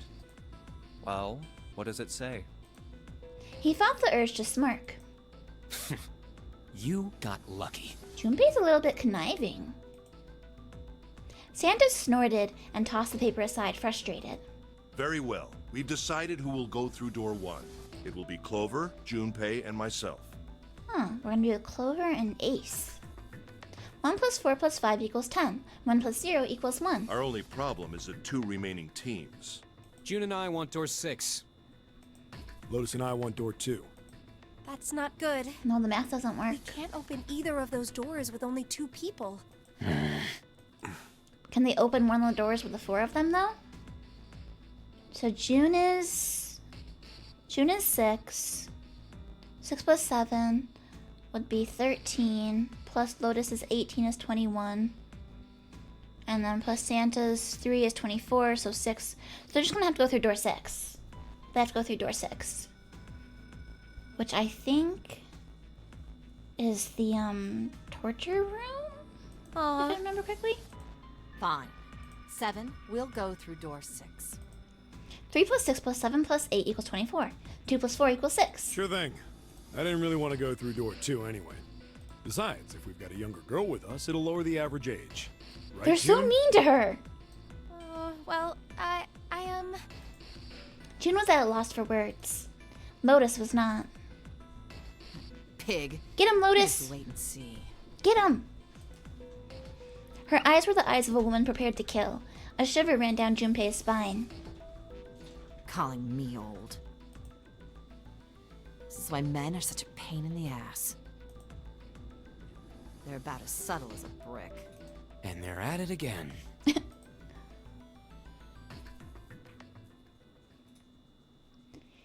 Yeah, I think door 2 leads to the engine, yeah. So I don't think anyone's going to the engine, which means no one will get the gun. Even after they separated at the staircase, Lotus was still muttering angrily to herself. I'll see you later, June. Jumpy. Circumstances dictated that Junpei and June would have to part ways again, but this time it didn't sting quite so much. Don't make that face. It'll be like what Seven said. We aren't going to be split up permanently till we find door 9. We might get separated for a little while, but we'll see each other again. Otherwise, we won't be able to open door 9. Dork says, huh? Isn't she being defensive? Well, we learned in a different route that Lotus is a mom to teenagers, so she's probably in her 40s. That's how the notary game works. Seven's words took a weight off Junpei's shoulders and felt much better. It'll be fine. I'll see you soon. All right. See you later. Lingering uneasy remained, but they went their separate directions without much trouble. Junpei, Ace, and Clover headed towards A deck. Here's A deck. It was the door on the left, right? That should be it, yes. Then here we go. It opened, and they walked through. Now this should be interesting. It's just as Santa and Lotus said. At the end of the hallway sat a door with a large red 1 upon it. A numbered door. To the left of it, bolted to the wall, was the red. There's the red. I'll go first. Ace went first and waved his wrist over the scanner panel. Now the two of you, if you would. Junpei was next. Finally, listlessly, Clover lifted her arm. She leaned towards the scanner panel.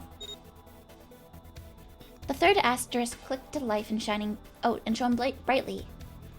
Ace took hold of the lever. Now, He took a deep breath and turned to Junpei and Clover.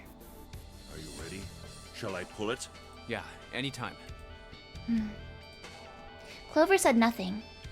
She nodded, little more than a lethargic twitch of the head. Very well then. Let's go. 3, 2, 1.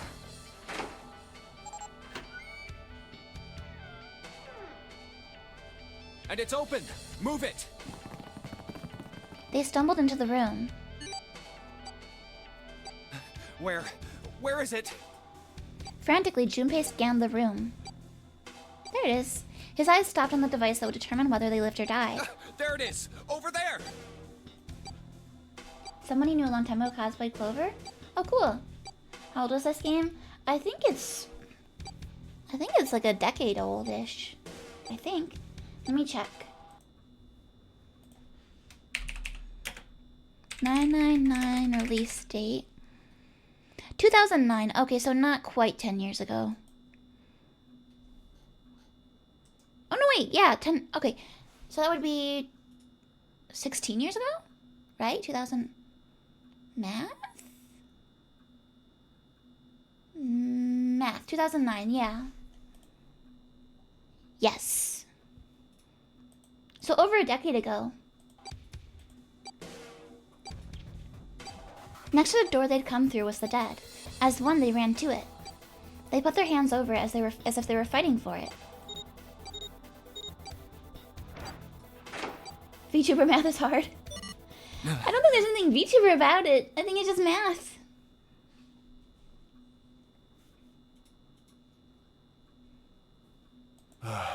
Oh, Kitty says torture room was room 2 and gun was room 6. Uh-oh. So that would mean Lotus, Seven, Santa, and June are gonna find the gun? Potentially? It stopped. Yes, it did. It's hard to keep the room straight. Junpei could feel his heart pounding against the inside of his ribs. Ace and Clover were breathing hard and fast. Is Lotus gonna shoot 7? Let's find out. I'm not sure it's something I'd want to get used to. We should finish this game before imminent death becomes a normal thing. I agree. Now then. Junpei looked around again, this time more slowly. There's another door. That's a lot of drawers. Let's try opening it. He took hold of the knob and easily, gently pulled it open. So, this is the wheelhouse? Wheelhouse. He closed the door again and turned to Ace and Clover. He fixed each in turn with a meaningful stare and then spoke. Ace, you investigate the wheelhouse next door. Very well.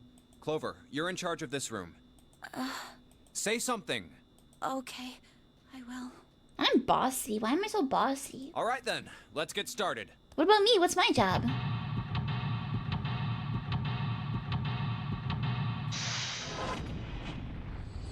Seek a way out. Fangy boss arc, yeah! I'm a boss babe now. A chair. A chair. Clover isn't talking much. Well, I guess that's understandable. I mean, she's been through a lot. Really, it's more surprising that she's still together enough to talk at all. Yeah, map. Oh, look at the map. This map looks weird. What is it? It's a map of the world, but with the Atlantic Ocean in the middle. It probably looks weird because you're not used to seeing it that way. What about the pins? A world map with the Atlantic Ocean in the center. There's something on it.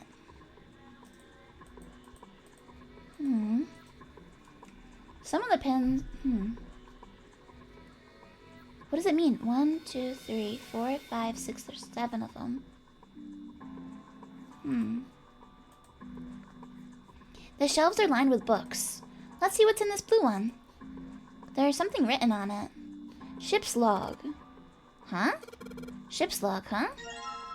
New materials been added to the file screen. The shelves are... okay. Looks like they all have something to do with sailing. None of these look very useful.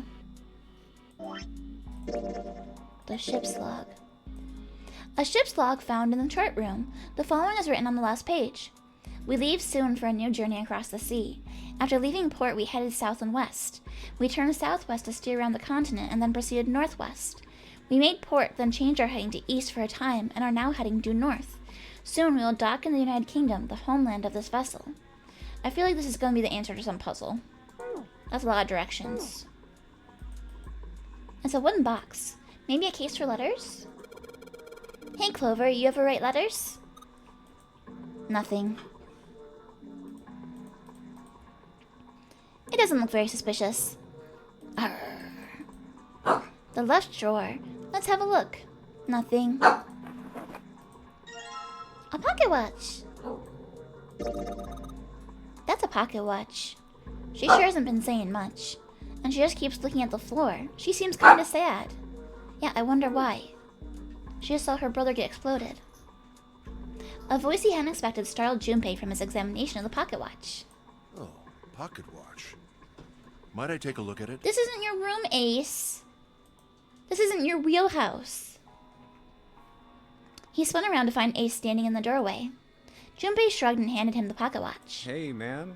What are you doing over in this room? Oh, I just thought I'd come check up on the two of you. Is there a problem? Yeah, there is. Yeah, there is. Ace's eyebrows went up. You checked on us. Now get out of here. We split this stuff up for a reason, Jeez. all right? But why did I say that? I didn't need to speak to Ace that way. I feel kind of off somehow. It's because I'm a boss babe now. Ace opened his mouth, then took another look at Junpei and shut it again. A small smirk appeared on his face. Oh, I see. Of course. He looked Junpei over, then glanced at Clover. I apologize for the intrusion. Dude, her brother just died. Well, I am not making moves on her. Best of luck. No! Ace gave Junpei a knowing pat on the shoulder and left.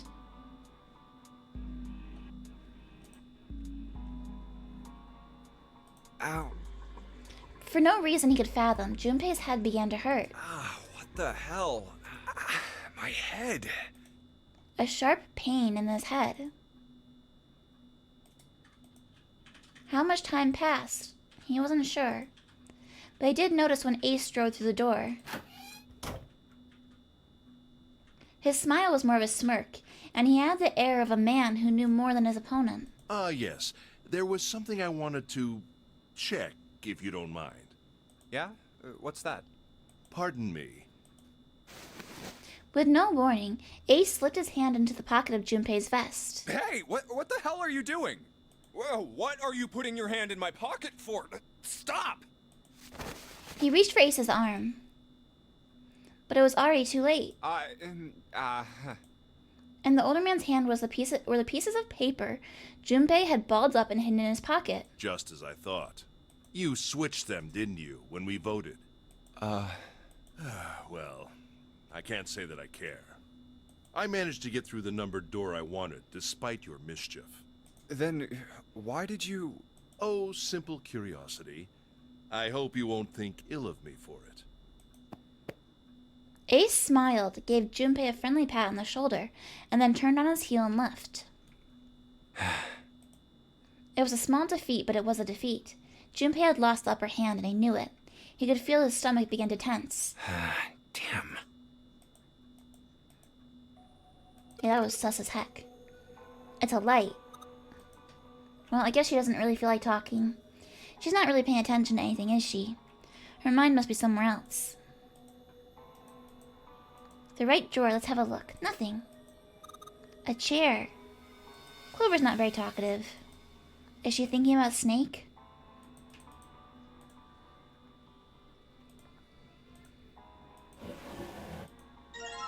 Stack of nautical charts.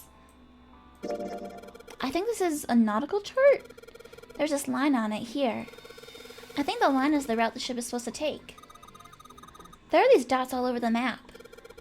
Oh, those are probably ports, like for a boat to stop at. It looks like the lines connect to the dots.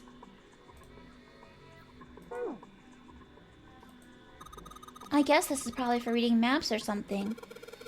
Yeah, they probably spread the map out here, and there decide on the route, and then decide on the route. Oh my gosh, I can't talk today.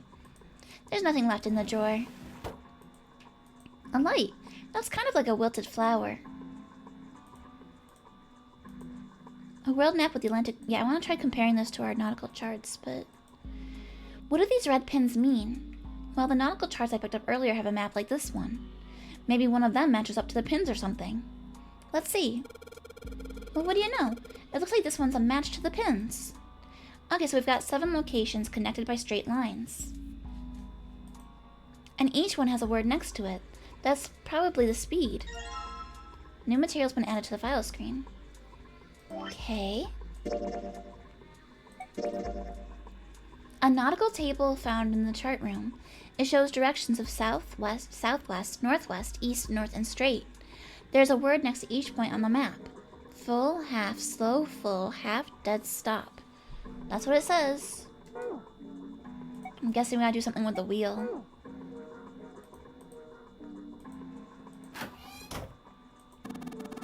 This isn't good. So many drawers, but nothing inside of them. A desk. There's nothing in the drawers.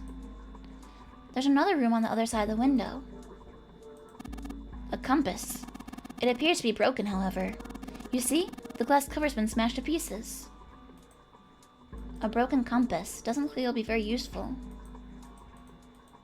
I bet he did it. The helm. Well, steering wheel might be a more appropriate term. This thing won't budge. It feels like there's something keeping it in place. What would be the point of moving it? The ship is stopped. What would be the use of steering it? Yeah, I know, still.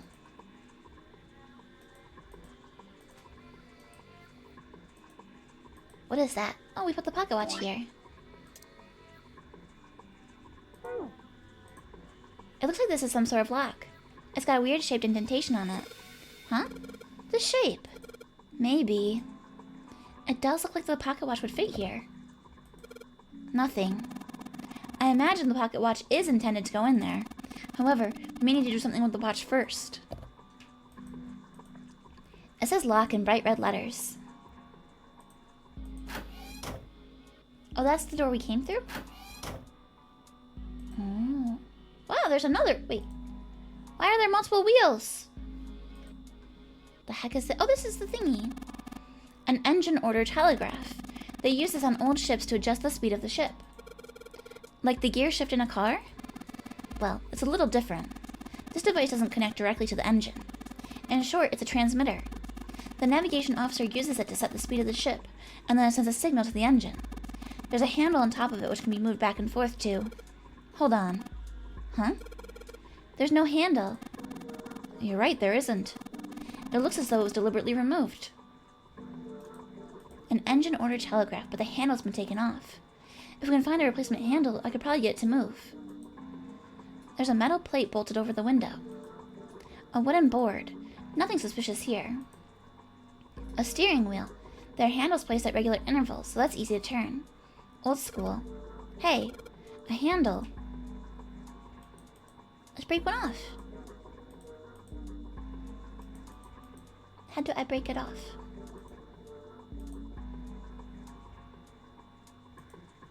A steering wheel. Let's see if it... Whoa! Looks like the steering wheel moves. So it would seem. I noticed something else as well. What's that? Well, when you move this wheel, the compass also moves. What do you mean? The ship, it's moving. Tricked you, didn't I? The wheel and the compass must be connected to one another somehow. Do you think that's important? Well, let's try turning it again. What?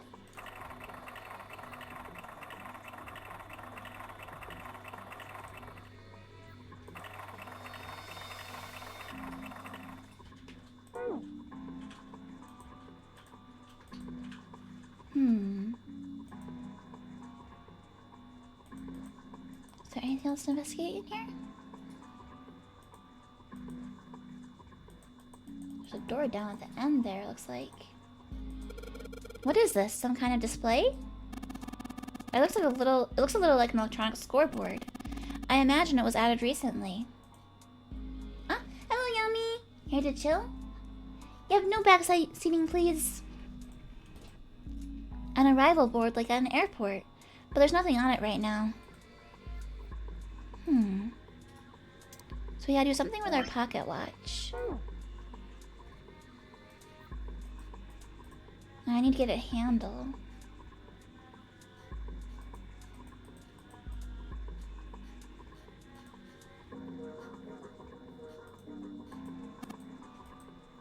That's the exit. I thought it was a vent too, kitty. Ah, a human hammer. They're often used to subdue large men like Seven. What?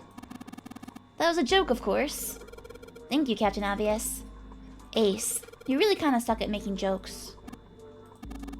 That was rather cruel. It's just like the one on the left. It's broken, though. Can't really use something that's broken. So we have our... Where did it go?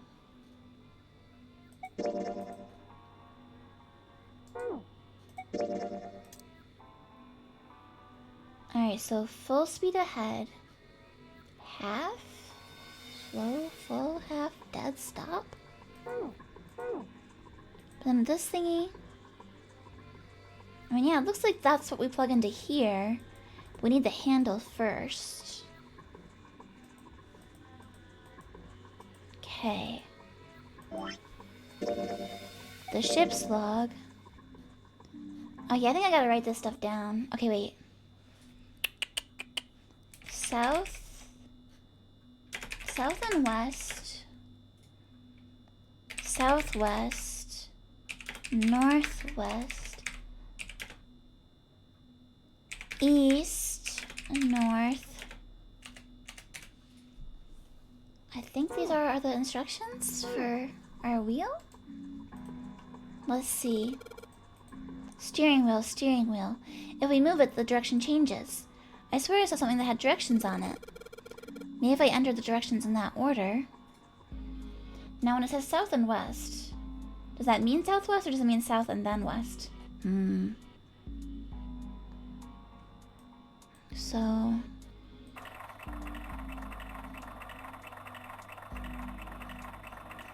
south. West. And then southwest. Ah! So you can, okay, you can stop halfway through, okay. Alright, so we'll start again. South. West.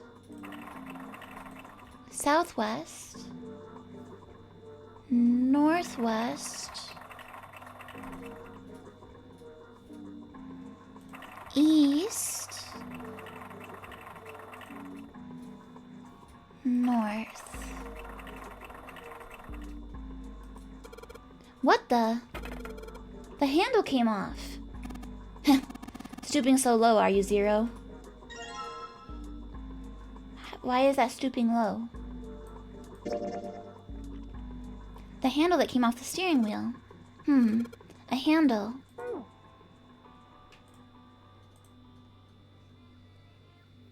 Okay, cool. So we can put our handle in here. So, I sure hope this handle fits. Yes, it fits! Excellent. That should allow us to operate the engine or telegraph. Let's give it a shot. Okay.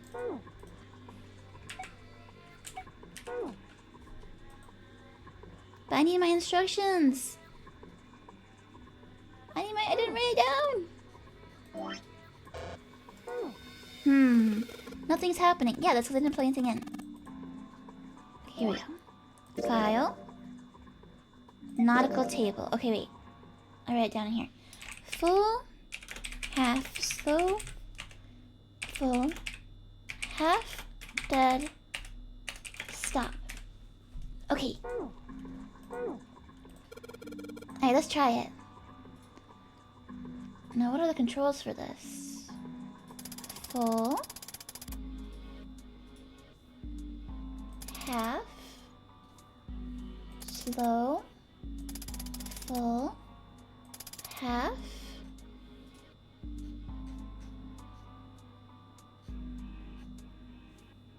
dead, stop? Huh? That's weird. I thought I put it in the right speed. Did I mess up?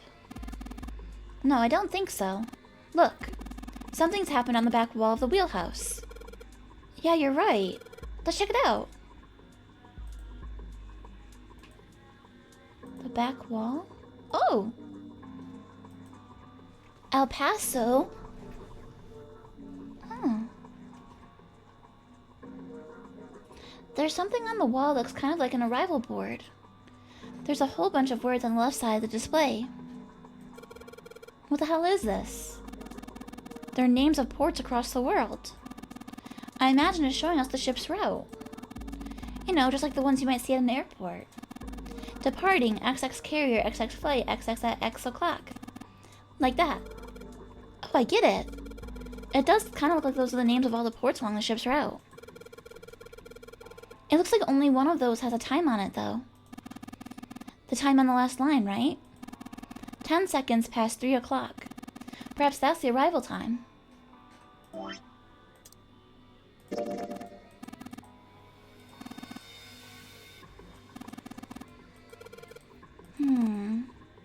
Okay, we can move the hands on our pocket watch. Okay, cool.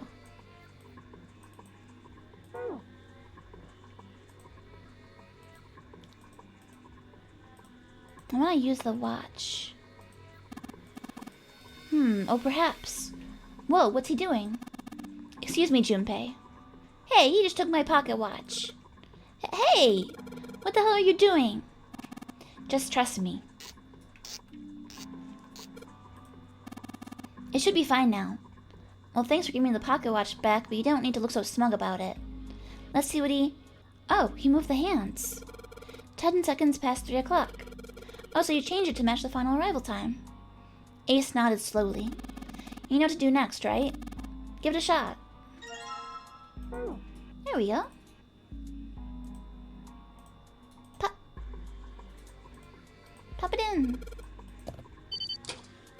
Yes! It says open now. Good work. It seems you were successful. Well done, Junpei. Hey! Clover! What? Look, we unlocked the door. Now we can get out of this room. Oh. Well, let's go then. Clover. GTFO.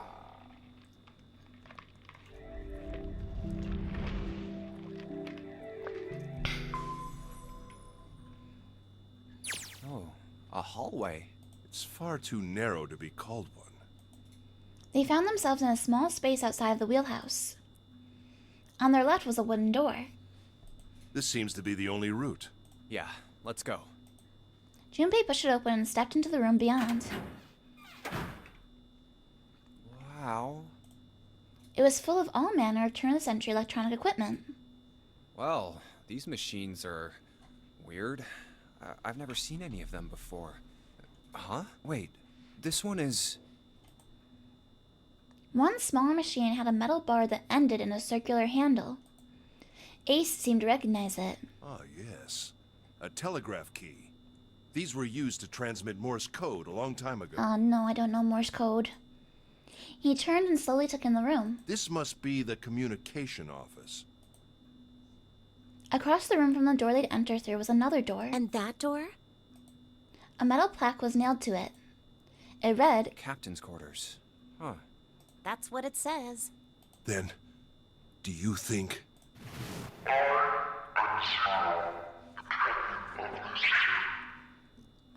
It's Zero's house.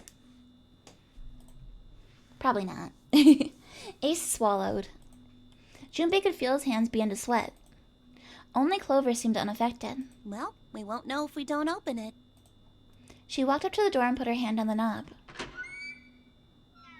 It opened easily, and without so much as a pause, she walked in. Junpei and Ace followed. The first thing they saw... Ooh. Was a man on the floor covered in blood. He's an old man.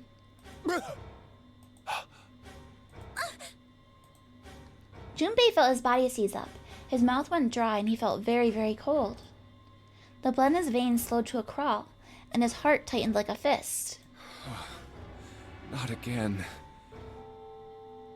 Oh, he's got a bracelet on too, actually. Look. This was the third time he'd seen the horror of death laid out before him. The third time? Wait, why is it the third time? Because we saw a snake, right? What was the second time? He didn't think that it was something he could stand to see much more of. Still, he had begun to accept that whatever oh, the ninth man. I forgot that he existed. Still, he had begun to accept that whatever it was that he saw, whatever happened to him was beyond his control, and whatever force controlled him was driven by determination that he could not hope to match. Damn. A sense of helplessness, of desperation washed over him. It left behind a feeling of utter emptiness that wormed its way through his body like acid. No, wait. We didn't check his pulse yet. Maybe he's still alive. Fueled by that spark of hope, Junpei ran to the man's body, and his heart fell. Ooh, what's with his eyes? Ugh. No pulse. He's got blood coming from his mouth and nose? His pupils had dilated and he wasn't breathing. Well, he's dead. Damn. If only we knew how it happened. Examine the body. Junpei lifted the man's already stiff body. There was a deep red wound on his chest. These wounds. I wonder what killed him. Junpei did not have to wonder long. It must have Whoa. been this. For lying next to the corpse was an axe. The entire blade of it was drenched in bright red blood. From the shape of the man's wound, there could be no doubt that it had been made by the axe. Junpei looked at the body again. A lake of blood stretched out around it. It was wearing the clothes of a ship's captain, although they were stained with blood. These clothes. A captain. Does that mean this guy was Zero? I doubt it. On his left hand was a bracelet. The number on the bracelet was 0. Bracelet 0. But why would he also wear a bracelet? That wouldn't make sense. If you're running it, why would he wear a bracelet? Although I guess maybe you would need a bracelet to get the doors to open. It was only then that Junpei noticed the stench of blood that filled the room. He couldn't help but laugh. There was nothing else for him to say. It was too simple, too obvious, too straightforward. If there hadn't been a dead man on the floor, Junpei might have thought it was a joke. Junpei. It may be wise to find a way out of here first. Yeah, you're right. But who would have killed him then?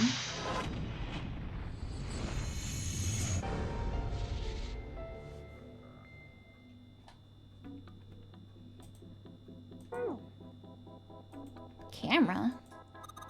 A camcorder? It looks like it's pointed at the door. Well, the power's on. Why would someone want to videotape a door? I think this kind of camera records to a hard drive, but it doesn't look like this one's recording anything. What do you mean? It's just sending whatever it sees to something. Well, what does it see? The door. Hey, John. Thank you for the glove glove.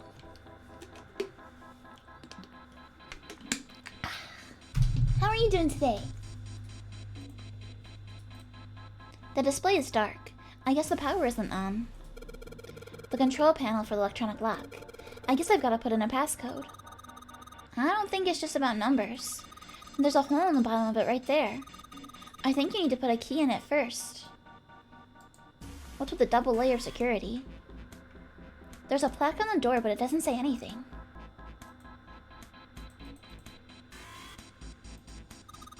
There's blood on the chair.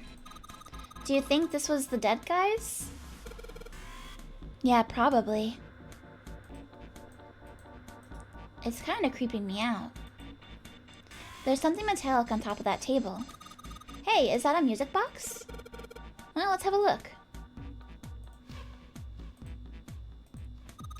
It's a lamp, but it doesn't turn on. I don't think there's anything special about it.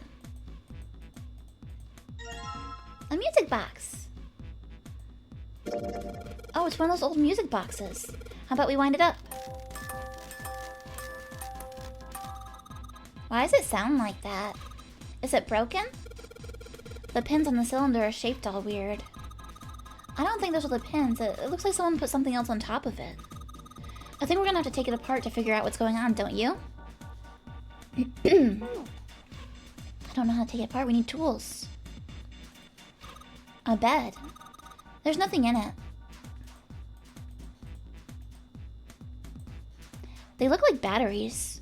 There's a cable running from them to the monitor. A chair. What's the deal with this? Is it some kind of code? There are 4 rows of numbers and letters. They all start with 0 and end with 8, F, N, or V, respectively. Maybe this has something to do with number bases. A drawer, but there's nothing inside. And that's it. There's a bunch of weird buttons on here. They probably switch what you see on the screens. Do you know how to work this thing? Why don't we just press one of these? Like this one. Rip. Well, I guess it does change the... What the hell is this? Huh. Junpei snored with grim humor for the second time since he'd come into the room. The 4 screens along the bottom had a single letter each, spelling out... Z-E-R-O, huh? It's like he's making fun of us. What do you think? He turned to Clover, who was standing next to him. Clover nodded. Nothing. It seemed that she cared about little. Of course, Junpei could hardly blame her. Given the strain she was surely under, Junpei was somewhat surprised she'd responded at all. Still, he had to ask. He gestured towards the corpse. What about him? Do you think that's really 0? Clover shook her head weakly. There's no way that's him. Didn't I tell you already? 0 is one of us. Yeah, right. I know it's important to figure out who this guy is, but don't you think we should figure out how to get out of here first? But Please, I don't want to waste any more time. Clover looked miserable, as if she could start crying at any moment. Junpei just didn't have the heart to tell her no. All right, sure thing. Bow, bow, bow, bow. Was his mind playing tricks on him, Junpei wondered. For a moment, he could have sworn he'd seen Clover smile. Jem says, just had a nap, so pretty good. Nice! There's nothing on the monitor. Just static. Hey, isn't the door on the screen the one right behind us? You're right. So whatever that camera sees is sent to this screen in real time. I wonder if that means something, you know? I don't know, my chat died in OBS. Let me try closing and reopening it.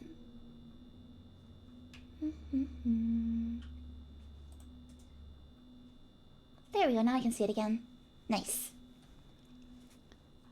This doesn't look like static though, it looks like there's text there.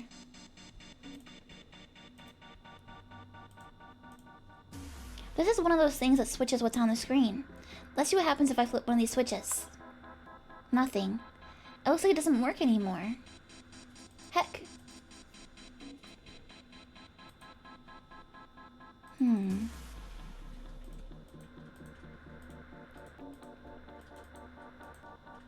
Doesn't seem like I can do anything else with that. I think this probably used to be a door here, but nobody's going through it as long as this metal plate's here, though. Well, even without the metal plate, the desk's in the way. This was the first room. It's an old telegraph machine.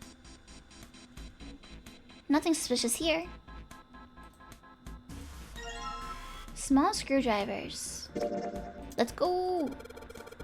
Alright, this screwdriver ought to make short work of this music box. The cylinder.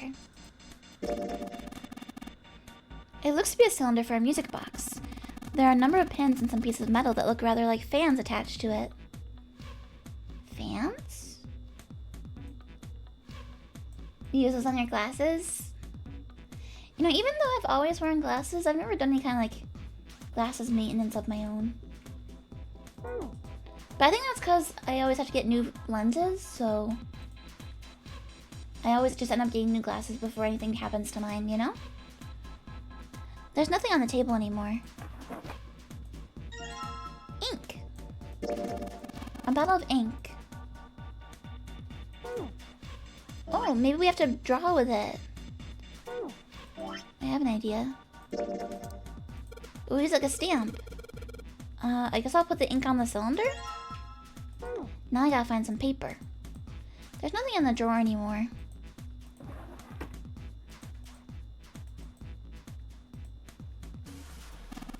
A clock mounted on the wall. The hands aren't moving. A little surprised that the time is wrong then, I suppose. And there's nothing on the back. Look, a hook. That wasn't a joke. I know, man. It's a hook for hanging clothes, I think. Paper! Hey, what's this? It's blank. There's nothing written on it. Heck yeah. Let's try my idea. Now I just gotta roll the cylinder across a piece of paper. And if I'm right, the ink should... Morse code chart. Whoa. Just as you suspected, right? Now you have a pattern of dots and lines on the paper. I imagine it's Morse code. These dots and lines are the dots and dashes of Morse code. It looks as though the drawer is the only thing that's locked. I don't see the keyhole, though. An electric lock, perhaps. Take a look at the left side of the drawer. Yeah, there's some cables over there. That must mean...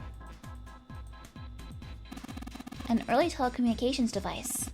Most likely used to transmit a radio signal of some sort. I experimented with it earlier, but to no avail. I imagine it's broken. There's a pair of headphones on the desk.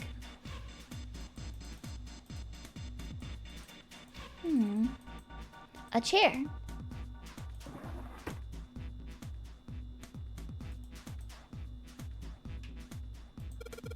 Hey, Ace, look. It's a monkey with glasses. How on earth did you arrive at that conclusion? It also kind of looks like someone who's been watching too much TV. To be honest, I have no gosh darn thing what this thing really is. It's probably some kind of radio transmitter. Hey Ace, look, it's a model of a steam train. Are we just gonna keep making those bad jokes? Just a normal light. Well, it won't turn on, so maybe not that normal. Alright, I've got the Morse code I'm supposed to enter. If I do this right, something will happen. I hope. Alright, let's give this a shot. I don't know how to do Morse code. Eh? Hey Junpei, what's the matter? You can do better than that. My hand slipped. I'll get it right next time. Junpei, do you know how to operate this device? You operate it by pressing this button. The dot, which is read as DIT, is the result of a light tap on the button. The dash, which is read as DA, is what you would get if you hold the button down. Oh, okay. Alright, so I press it once quickly for a dot, and I hold it down for a dash. Alright, I'm gonna give it a shot.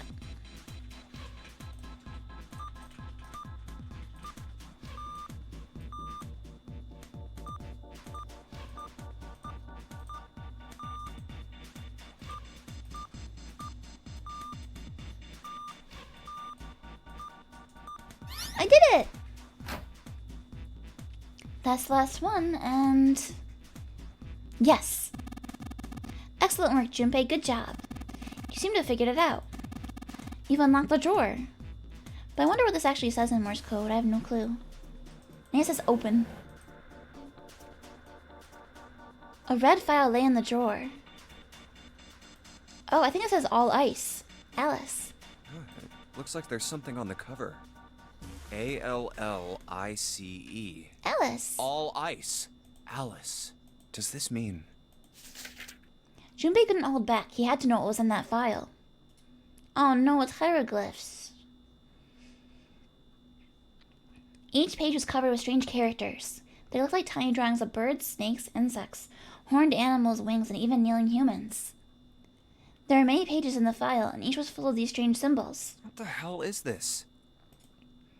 He didn't realize he'd spoken out loud until Ace looked over at him. They are hieroglyphs, a form of writing used in ancient Egypt. Ancient Egypt? That's right. Can you read them? Of course not. I can't. What would make you think I could? What the hell? Junpei flipped through a few more pages. It wasn't just one or two pages that were covered in the strange symbols. Every single page was covered in them. Whoa, the whole thing's like that.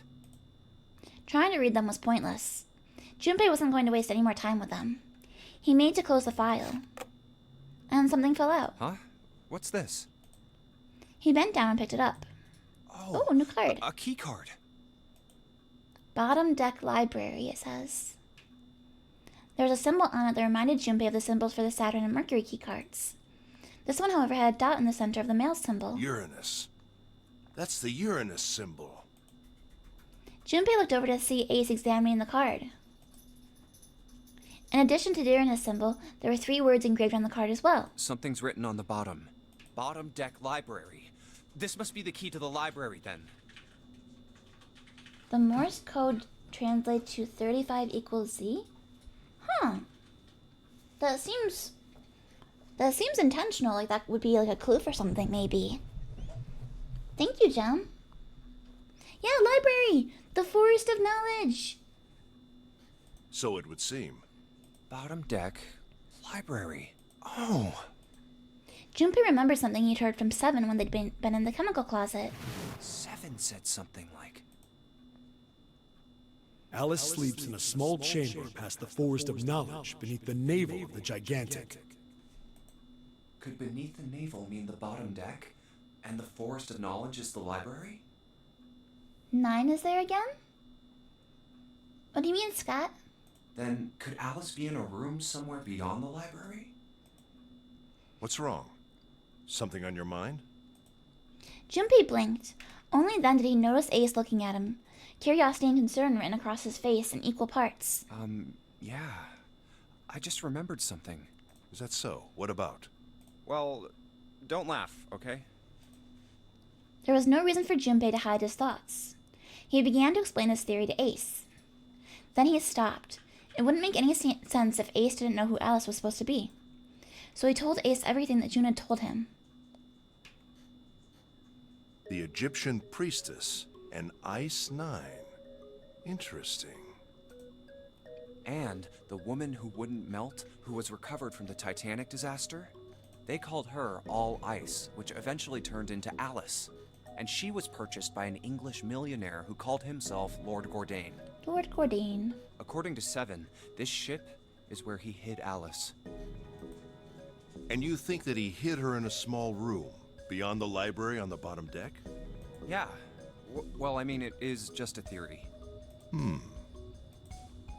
Ace stared off into the distance, his hand slowly and absent-mindedly stroking his beard. After a few moments, his hand stopped. He turned slowly to look at Junpei, and his brows drew together. Junpei, have you ever heard of the term CAS? Cass? No? It stands for Cells Alive System. It is an advanced technology for freezing and preserving organic matter. Cryo? Put simply, it is a technique that allows one to freeze things without the formation of ice crystals. Normally, if you freeze something fresh, water within its cells expands as it crystallizes, damaging the cell membrane. CAS, however, works differently. The object to be frozen is supercooled using magnetic fields, and then frozen instantly and uniformly, giving ice crystals no time to form. It was originally developed for the preservation of food, as an alternative to the normal freezing process. Is this real? Now, however, there are rumors that it can be used for other things. What do you mean, other things? Well, there are obvious medical uses, but perhaps also space travel. Space travel? Oh, Are because you like serious? traveling in space takes a long time. So the idea is that you'd freeze people temporarily? Surely you've heard of suspended Maybe? animation. Cryogenic freezing? Yes. It's a fairly common idea in science fiction books and films. Yeah. People are sometimes frozen for especially lengthy journeys through space. That was when Junpei understood what Ace was suggesting. Whoa, wait a minute there. Ace looked at him and raised an eyebrow. Are you saying that Alice was frozen using that Cass thing? Well, I'm sure the possibility is quite low, but it is a possibility. If this special How do you ice do you it, call though? Ice 9 does With indeed magnets? exist. And Cass were used to freeze her into that sort of ice instantaneously. You think she could be alive? Whoa. Well, I can't say for sure, of course. I'm only talking about possibilities. The melting point for Ice 9 is 96 degrees, right? If she were put somewhere where she could reach that temperature... That's nuts. Are you really saying she could have defrosted and started walking about? You're quite right. It does sound unbelievable. But if she had, then we would have an explanation for the man we found dead on the floor. Oh. You mean the guy dressed like a captain? Yes. He was dead when we found him. Oh, so he's Clearly, he suggesting was that murdered. Alice killed him. But if he was murdered, then by whom? It couldn't have been one of us. That would be impossible. In order to enter the captain's quarters, one must first open door 1. How would she have done that? That door that requires the Earth key prevented us from accessing door 1. Who was it that opened that door? Santa and Lotus. Right. Clearly, the two of them could not have opened door 1, or any other door for that matter. Who else then could have done so? Junpei thought for a second. Nobody. After Santa and Lotus used the Earth key, they turned back and met up with me and June. Then we returned to the large hospital room and found Ace, Seven, and Clover. While we'd gone into the shower room, Ace, Seven, and Clover had stayed behind. But it's impossible for those three to open door 1. But what about when June and I took the elevator to door 2? No, still won't work. We were only gone 5 minutes. No human being could have run to the captain's quarters, killed that guy in there, and run back that fast. Right. It would be impossible for any of us to be the murderer. That being the case, who could have killed him? Yeah, but how would she have gotten in here? Wouldn't it make sense if his killer was someone who had been in the ship for some time? Because she doesn't have a bracelet. A person like that would know the ship well. They would know the locations of all the hidden passages and secret doors. Secret doors? I didn't know that was an option. The numbered door would mean nothing to someone like that. It would be a simple thing for them to enter the captain's quarters. Then you're saying the killer was Alice? Where are the secret doors, Ace? It was Junpei's turn to raise an eyebrow. Ace drew his thumb across his lips thoughtfully. Well, this is all only one possible theory. All ice. Alice, is she really somewhere on the ship? Junpei had only one clue. The key card in his hand. So Scott said the keys. The keys have 9 on them? Maybe this card will give me access to the Forest of Knowledge. And the big mystery. What could be there beyond the Forest of Knowledge? Anyway, whatever. It's gonna have Yeah, to grumbly wait. girl. I can't do it. I'll come back to this later. He gripped the key card tighter and shoved it deep into his pocket. New material's been added to the file screen. What is this? A unique key. A key with a leather case. It isn't metal. My guess would be ceramic. Junpei, have you found a keyhole that might fit it? Yes, I have.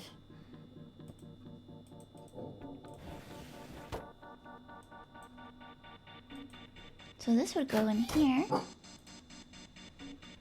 Boop. The control panel for the electric lock. Looks like it's got a keyhole in the bottom right. Maybe the key I got earlier. Sweet! I just had to put that key in and now it's on.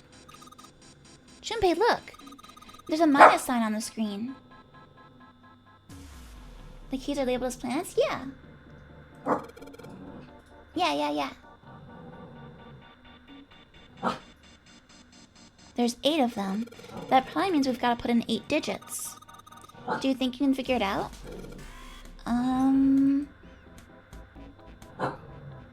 No. I have no idea what it wants. All I have left is my Morse code chart.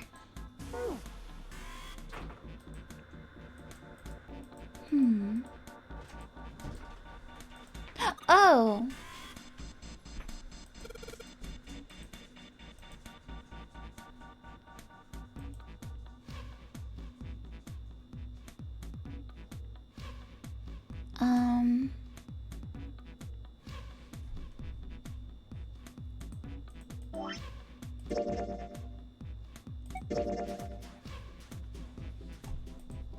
Okay, this is our file about Alice. Numeral system chart. A numeral system chart found in the captain's quarters. 10 in base 10 is written as A in hexadecimal. Therefore, 11 is B, 12 is C, 13 is D, 14 is E, and so on. This chart shows the numbered rules for each numeral system. Okay, wait.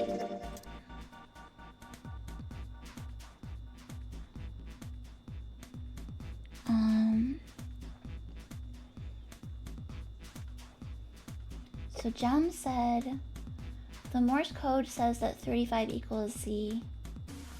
What would they do if you didn't know Morse code, though? What would they do then?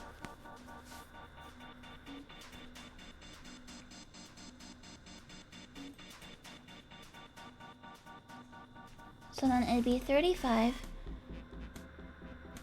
10, 11, 12, 13, 14. So it'd be 35, 14.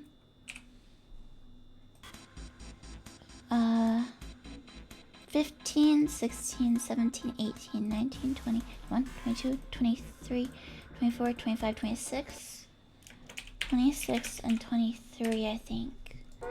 Oh, Scott says there's 9 planets. Oh.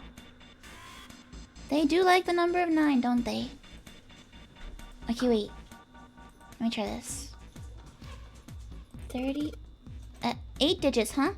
Once I put in the 8-digit number, I just press E to enter it. And if I mess up, I guess I just press C. Alright, let's give it a shot. Cinder, stop. Stop. 35. Stop. 26. 23. You assume there's a document about Morse code somewhere? Enter. Did I do it wrong? Oh, I must have done it wrong. Let me see if there was a file about Morse code. I don't think there was, though.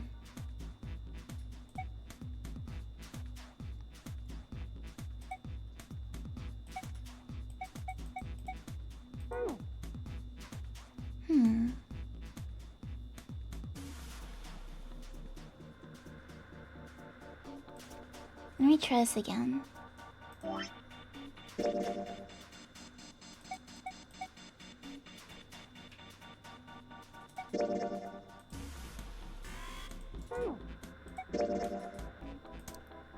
Okay, so if... What did those lines end in again?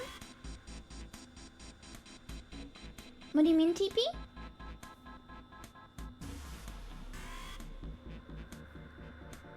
If Z is 35, 10, 11, 12, 13, 14, so second one should be 14. Ah! 14, 15, 16, 17, 18, 19, 20, 21, 22, 23, 24, 25, 26.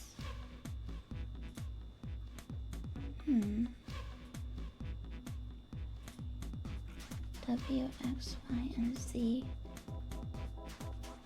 Maybe it's not 35.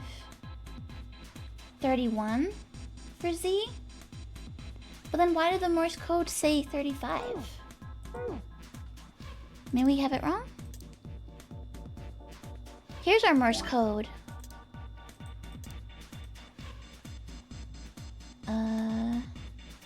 It's upside down though.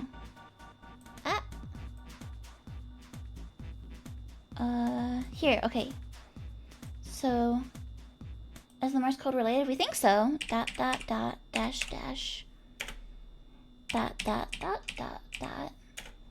Dash, dot, dot, dot, dash. Dash, dash, dot, dot.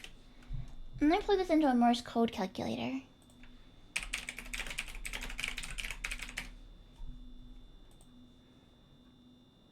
Type Morse code using dot and dashes. Using spaces between letters and slashes between words.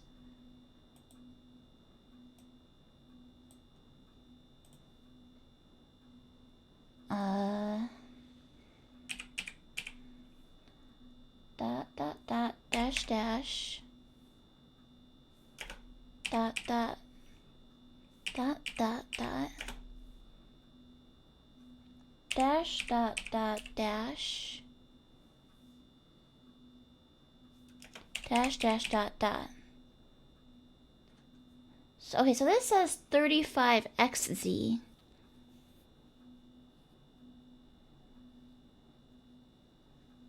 So maybe the Morse code isn't relevant? Can it be upside down? Maybe? But this is how I plugged it in on the machine. This is how I plugged it into the machine. I think, right?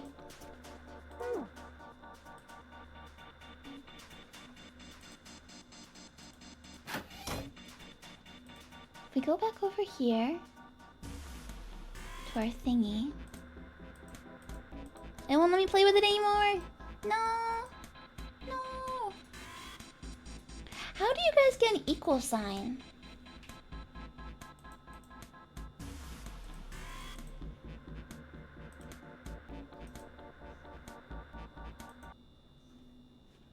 Maybe the calculator I'm using isn't very good. Let me find a different calculator.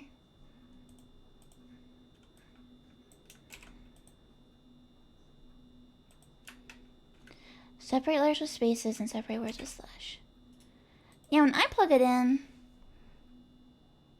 Oh wait, never mind, I missed a dot. Okay, you're right, 35 equals Z. What the heck?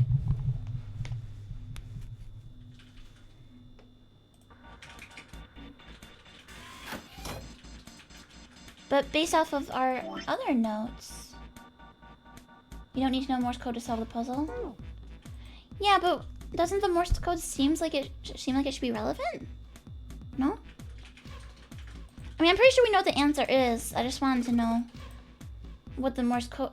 It does give it a hint? 30... Because we tried 35, Wait, 27, 24.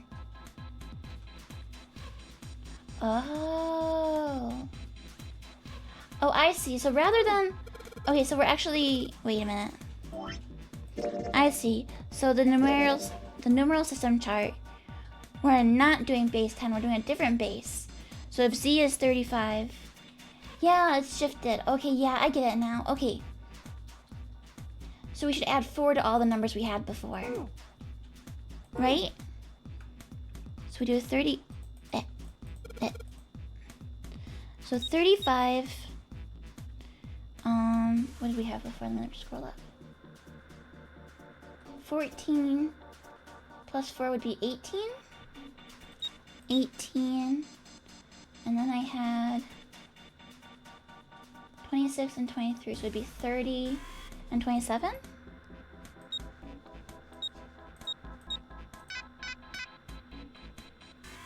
Huh.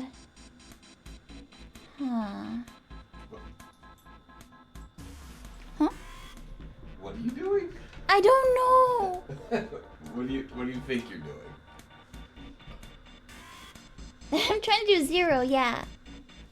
Okay. And so you're trying to convert those letters to numbers. Yeah. Right. So what is A? 1 second. In hex. Is it hex? I don't know if it's hex. 10 is base 10. Yeah, it tells you it's hex. Where does it say that? Right there. Is written as A in hexadecimal. Therefore, 11 is B, 12 is C, 13 is E, 14 E, and so on. Right, but in that case, Z shouldn't be 35. Why? Because we did Z is the 26th letter of the alphabet.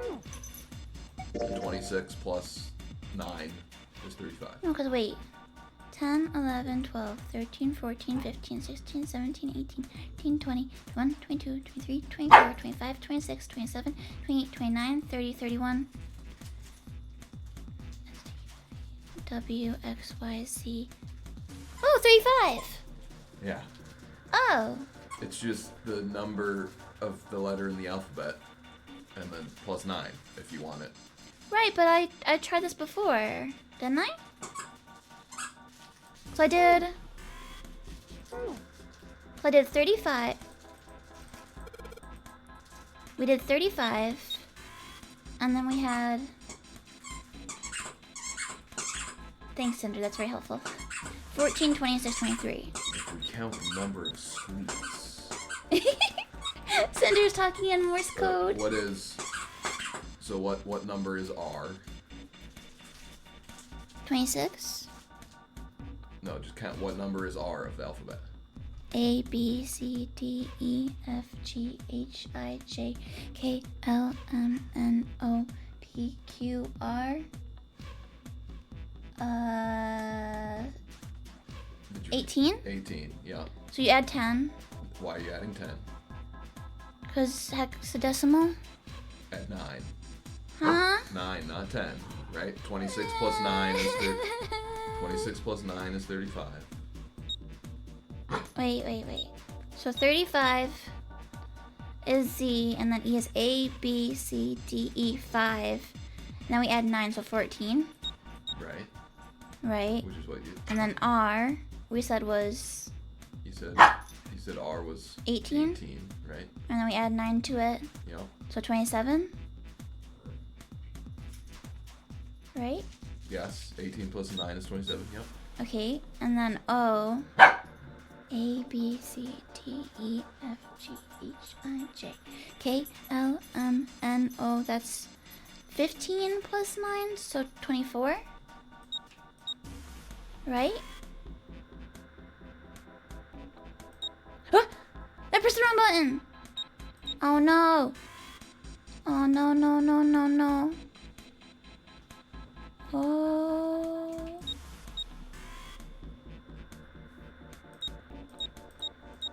Was this right? Okay. Ugh.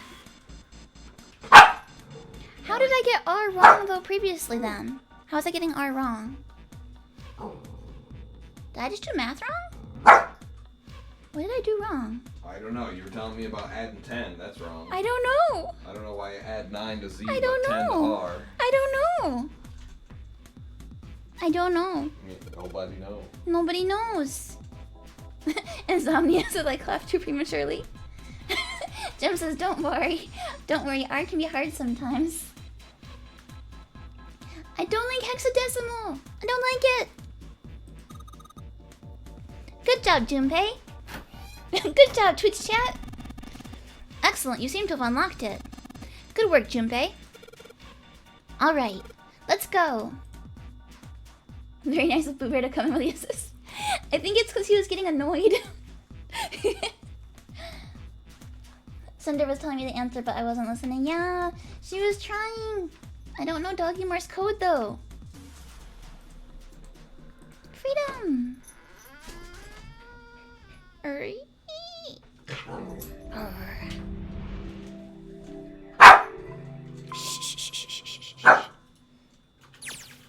They stepped out of the captain's quarters and into another hallway. The hallway stretched out in front of Junpei for a bit, before turning left like a great backward L.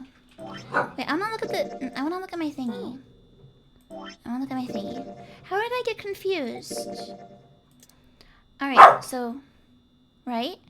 So 10, 11, 12, 13, 14, 15, 16, 17, 18, 19, 20, 21, 22, 23, 24, 25, 26, 27.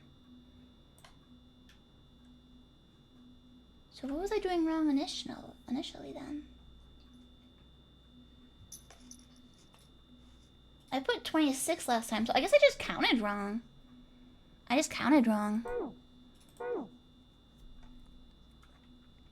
All right, let's go. I'm just bad at counting. You were in a hexatridecimal space? Oh no. Junpei rounded the corner and took off down the straightaway. He ran and ran and ran. At the end of the hallway was a door. That's the next door. He made straight for it. Wait, a piece of paper. He was nearly halfway to it when he noticed a piece of paper in the middle of the floor. Junpei skidded to a halt. This is... Their typo. He dropped down to his hands and knees and quickly tore the paper off of the floor. Map of the ship's interior for A-Deck. New map. What's wrong? Ace, slightly slower by virtue of his advanced age, had finally caught up to Junpei. I found a map for this Cinder, floor. you gotta stop. Do you want to come up here? Okay, come here. Wait, come here. Come here. Come on up. I need your help. Yep, you're gonna help Mommy. Okay? There we go. He showed Ace what he had snatched from the wall. He looked at it long enough to determine what it was and nodded. I see. With that, he began running again past Junpei. Well, that was anticlimactic. Yeah, where's Clover? I should keep this, though. Junpei shoved the map into his pocket and got up to follow Ace, but something stopped him. Hey, where's Clover? He turned around. Clover was nowhere to be seen. Damn it, what the hell is she up to? Junpei muttered angrily under his breath and took off back the way he'd come. As he stomped around the corner, he saw her. She was standing in front of the door to the captain's quarters, her hand on the doorknob. Clover! Huh? As Junpei watched, she closed it gently and quietly. What the hell are you doing? Nothing. What do you mean, nothing? Clover had unconsciously put her hands over the pockets of her jacket, as if trying to hide something. What the hell is that? What? You've got something in your pocket. What is it? Oh, this? This is... Did she take the captain's watch? I wonder. What the hell? I wonder. Come on, we gotta hurry. With that, Clover ran straight past a somewhat confused Junpei. As she did, he caught a glimpse of her back. Huh? Clover, what's that on your back? Sticking up from her collar was something that looked like a big wooden stick. A stick? Clover, what are you doing? What the hell's that thing on your back? She didn't respond. Instead, she quickly turned the corner and disappeared. Is she ignoring me? For crying out loud. Junpei did his best to convince himself that it would make sense later, and ran off after Clover.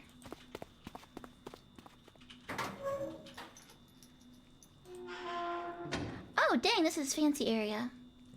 Junpei pushed through the door and found himself in a large room with a large set of stairs. The big stairs. So this is where it ends up, just like it says on the map. It was just what he'd expected to see after reading the map. His I see after reading the map himself meant that Ace had probably realized the same thing. Ace, did he head down? He put his hand on the handrail and leaned over to look down. Oh, there he is. Look, the 4 others are there too. Oh, no worries, Scott. We managed to get there eventually. Well, I guess I'm just bad at math worth a quote. We can add it if you want. JD's not here, so I'll add it real quick.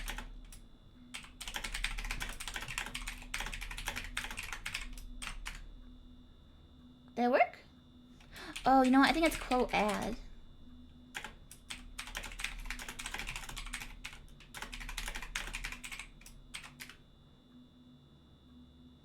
I don't know. Maybe there's a space. I never add them myself. I wonder why it didn't work. You think there's a space, Kitty? Okay.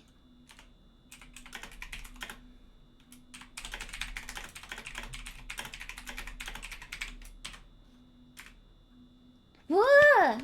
Sasuga Kitty! You guys know my thought better than I do. Look, the 4 others are there too. And not just Ace, Santa, June, Seven, and Lotus as well. Really? Let's join them. So everyone's here. Junpei and Clover glanced at each other and hurried down the stairs. They reached B deck at the same time. Jumpy! Clover! June's face was excited. Something had happened that much Junpei could tell by simply looking at her. What's up? Given their situation, he was not inclined to be excited about sudden developments. June, however, couldn't contain herself. We found it! Found what? We found it! What did you find? The last door! We found door 9! Oh, baby. Did you guys go What? through it? Come on! Just follow us. We'll explain on the way. Okay. Seven turned and jogged off down the stairs. Well, if that's the case... Wait for me. We should get going as well. The rest followed.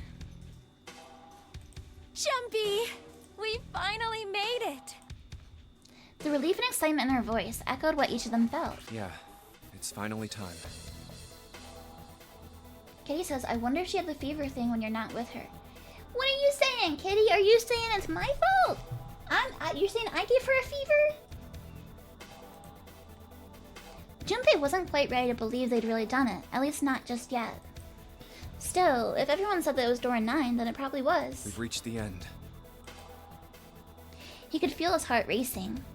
A mixture of anticipation and fear ran through his veins, and he could feel his legs shaking. He was doing his best to maintain a sense of healthy skepticism, but he couldn't deny that the prospect of escape was an exciting one. But something's bothering me. Only 3 to 5 people can go through the numbered door. 7 of us are on our way to door 9. That means that, best case scenario, there will be 2 of us who have to stay behind. Now we know that's not quite true, because we've been there before. 2 people. Yeah, Ace doesn't have the gun. Is there a way? I don't know if one of them does. Junpei looked over at the clock. 4:30. We've only got 90 minutes left. I've got no time to wonder about it now. Hey, Junpei! June! What the hell are you two doing? Hurry it up! Santa's voice jolted Junpei out of his reverie. Let's go, Jumpy! June took off down the stairs, jogging as quickly as she could. Yeah. Junpei followed. They were quiet for a while until... They had just reached C deck when Clover spoke. Hey, what about door 2? Everyone else stopped. They all turned to look at Clover. Seven spoke. What about door 2? Door 2 is the only one we didn't... We haven't gone through it, I mean. Yes, that is true. Are you guys okay with that? Not investigating it, I mean? So what? We found door 9. We don't need any of the other doors. What's the point? Huh? What's the point in going to door 9? We can't all go through it, right? And we should do what we have to do before we go any further. What is she saying? Ah, hello, Saru. Welcome back. It is going well. It's like a jigsaw puzzle. The best way to finish it quickly is to do the border pieces first. You know? Or what? You think all 7 of us should go to door 9? And then we argue over who stays behind and who gets to go? Won't that also happen, though, even if we go to door 2? Do we really want to do that again? Who knows? If we check out door 2, maybe we'll find something. Maybe we can find a way to get all of us out. Huh. I don't know what might be in there. We may not find anything. But don't you think it'd be better to at least have a look? Yeah, I got... The safe ending was the first one I got. And then I got, the submarine ending. And now I'm trying to collect the others. I mean, am I wrong? Does that sound wrong to you guys?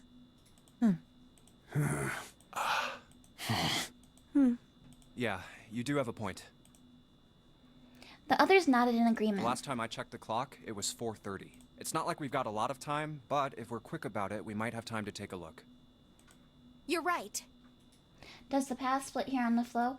I think it does, because I think this way goes to the true ending, but we managed to avert it, I think. Because we didn't give her the bookmark that we got. We all die on a yellow submarine. Yeah, we got the achievement.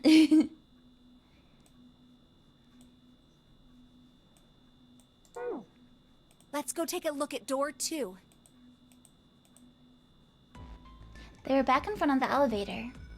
Nearby was a large hospital room. The elevator can take us down to door 2. Who shall go then? Let's see. Me. I'm going. Then June, 7, and I need to go with her. Okay. 4 plus 3 plus 6 plus 7 equals 20. 2 plus 0 equals 2. Hey, why do you get to... What about me? I don't mind.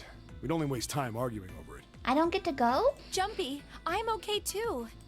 See?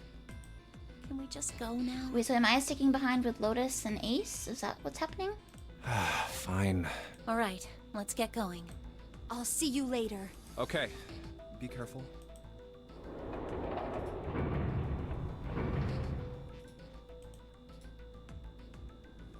They climbed into the elevator and Junpei listened to it creak and rattle its way to the bottom deck. Only Junpei, Ace, and Lotus were left. As the elevator rumbled out of sight, Ace spoke. Oh wait, yeah, we didn't end up going to the library. Lotus, would you be so kind as to go with me? Go with you? Well, I didn't think people still talked that way outside of the 1950s. We know he's got the 9th man's bracelet. So he's gonna take Lotus and leave. Well, I'm a mother. Would that be a problem for you? That wasn't what I meant to... I was hoping you would come with me. Seriously, though. I was kidding. So, where was it you wanted to take me? There's something I wanted to show you. Hey man, what the hell? I'm not important enough? Well, it's not like that. Once I've shown Lotus, I'll show you. You're gonna ditch me. Really? You big jerk. Of course. Ace's smile was friendly. Fine. Do whatever you want. Thanks, Junpei. Are you coming, Lotus? Fine. Doesn't look like they're going to be back anytime soon. I might as well go and see whatever it is you think is so important. Thank you. Well then, shall we go? At least he doesn't have a gun to her head this time. Ace turned and began to walk. Lotus followed. They disappeared into the hallway on the left.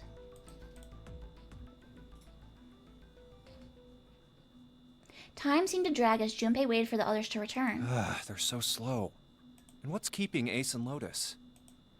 Suddenly, the elevator opened.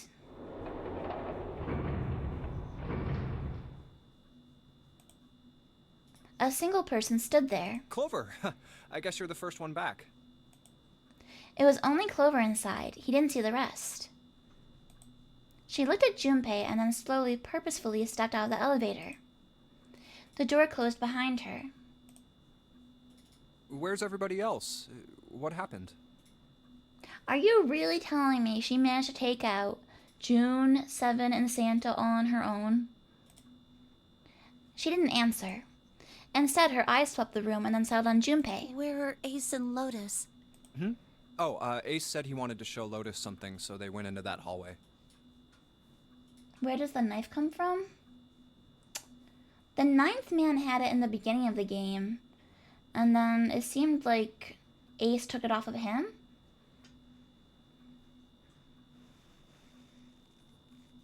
Cyril said, I got this ending first, and my friend said most people thought that Ace killed Lotus at this juncture. At that time, I was shocked.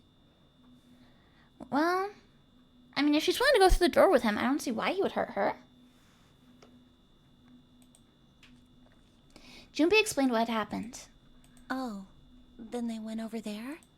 Her voice was small and timid. Yeah, I think so. He repeated his earlier question. So where are June, Santa, and Seven? Why aren't they with you? You really want to know? There was something wrong with her smile. Yeah. Okay, sure. Here, let me show you. Clover pulled something out of her pocket and tossed it onto the floor at Junpei's feet. Huh? It's their watches, I bet. On the floor in front of him were 3 metal rings. Bracelets. Oh my god. Oh, holy shit. Junpei collapsed. No. No way. No way. This has got to be some kind of joke. This can't be real. Junpei's body felt like rubber. His heart felt like a cold lump in his chest, and his hand shook uncontrollably. Sweat poured down his face. The 3 bracelets sat there on the floor before him. He could see the numbers on their faces. 3, 7, and 6. Lastly, let us discuss how to remove the bracelets. There are only 2 ways to do so. 1. You escape from this ship. 2. Your heart rate reaches 0. In other words, once the bracelet is taken outside the confines of the ship, or detects that its nearest heartbeat has fallen to 0, it will shut down automatically. But why? Junpei's voice was flat and broken. Clover's response was cold. Revenge for my brother. Huh? He was forced into door 3 and murdered. But not by them. You need at least 3 people to open a door. Who were the 2 that opened that door with him? Oh no, because she doesn't know about Ace's extra watch. It could only have been Santa and Seven. That's why I killed them. But then what about June? But why? Why did you kill June? Because she tried to protect them. She was in my way. She had to die too. How could she have killed... I'm sorry, 3 versus 1? And one of the 3 is 7? How? No. Junpei shook his head, trying desperately to wake himself from what had to be a dream. No. It couldn't be real, it just couldn't. Hey, Junpei. He felt Clover's hand on his shoulder. She's like, we can go through door 9 now. We have lots of numbers. Her smile was wrong. Horribly wrong. Her face looked like a mask made from stretched human skin. The smile that parted her lips did not extend to her eyes. They were dead and empty. The girl in front of him was no longer the Clover he'd known. Perhaps she was not even human. Let's go. Her hand reached out towards him. Let's get out of here. Let's leave this ship. What the hell are you talking about? To open a numbered door, you... Yes, I know. You need at least 3 people. But as long as we have this... Once again, Clover reached into her pocket and pulled something out. That's... It was another bracelet. Junpei could see the number on the face. 0. 0. The 0 bracelet. You've got something in your She's pocket. 4, What is and I'm it? 5, so together we're 9. 9 plus 0 is 9. Oh, this? This is... See? You get it now? If we have the Zero bracelet, we can leave. You She's and a I smart can girly. open door 9 with just the two of us. She just didn't have all the information. 4 plus 5 plus 0 equals 9. See? So let's go. Come on. Hurry up. She shoved out her hand again. Junpei looked up at Clover. She had the face of a demon. But there was something else. There was a holy light that surrounded her. She was both a fierce god and a benevolent goddess filled with love. Junpei? Her voice was soft. Her eyes weren't empty anymore. They were deep, so deep that Junpei could feel himself falling into them. He felt dizzy. There was something oddly bewitching about her. His mind was beginning to crack and his heart began to melt. Junpei. The hand she was offering him. It looked so soft, so inviting. Does she actually need him to get through the door? Because she's got her 4, she's got her 0. Is there something else she could add to it?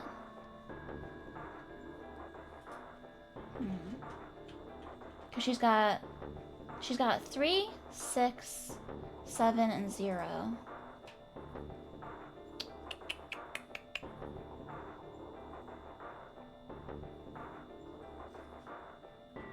She could, right? Because if we add her and June's, that's 10. And then 3 and 6 would give her 9. So that'd be, no wait, that'd be 19. So that would be, no. She would need 18, right?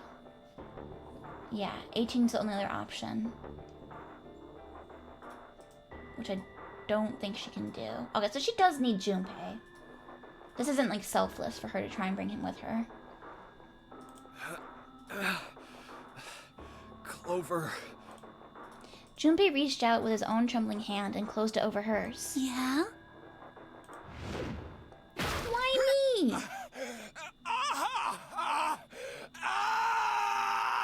What did I do? Junpei writhed in agony. He shuddered and twitched, his body spasming as he went into shock. I didn't do nothing to you. He screamed until his throat was torn and bloody, and then screamed more.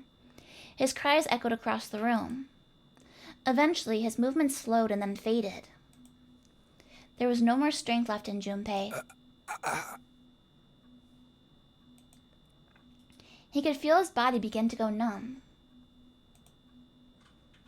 Oh, I mean, I already knew she had the axe in the beginning. I knew she took the axe. I didn't think she was gonna axe me, though.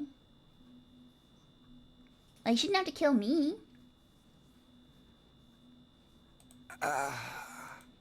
He no longer felt anything. Whatever Junpei had was gone. Or whatever Junpei had been was gone. The last remnants of his mind began to fade. Even as his vision faded to nothingness, he saw Clover. Thanks, Junpei. I'm just gonna borrow this, okay? Her smile was cold. What was left of Junpei's conscious mind drifted away. All that was left was a twisted, broken corpse. Her shoes? It was like bloody footprints.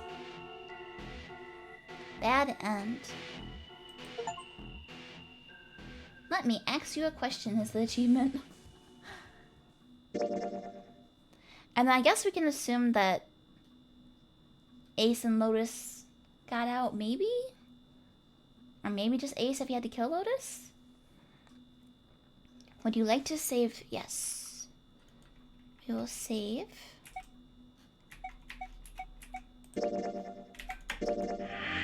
Alright, so now we have Axe, Safe, and Submarine. And I think the only ones I need to get Knife, and then we can get the true ending.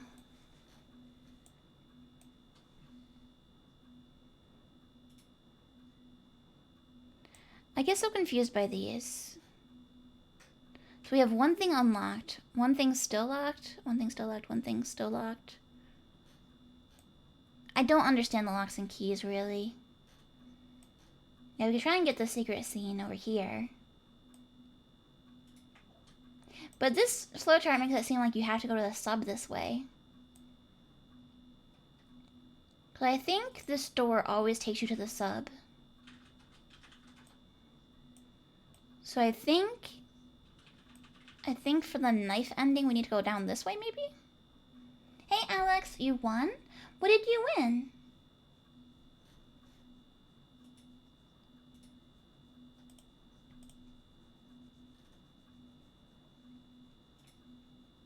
Yeah, I think that, okay, yeah, I think this is door 2 over here. This is door 2, and it always is going to take us to submarine. And then this was door 1, which will either always take us to the axe or to the true ending.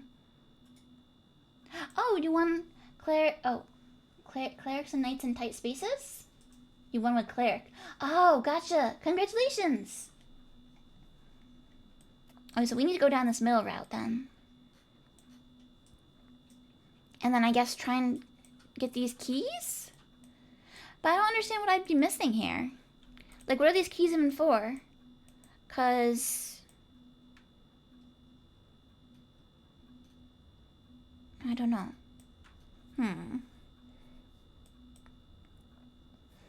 And what is this yellow? Ah, it's so confusing. The flow chart's so confusing. I've got keys here. I'm missing a key up here.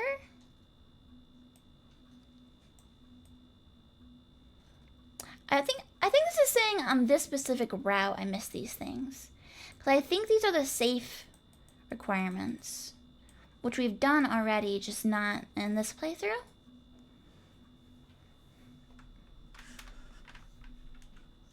But yeah, I think, okay.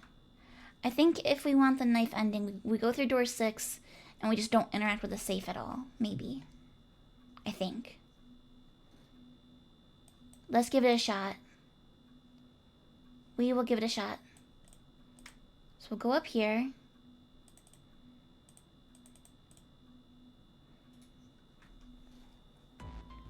I thought we were finished with that topic. Okay, so then we Noom. Noom. Noom, noom, noom. And then we go through door 5.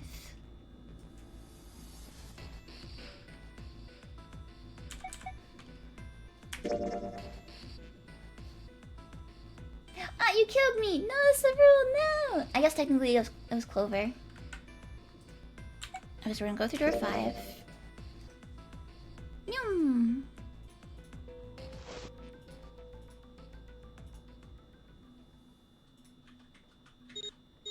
Boop, boop, boop, boop, boop.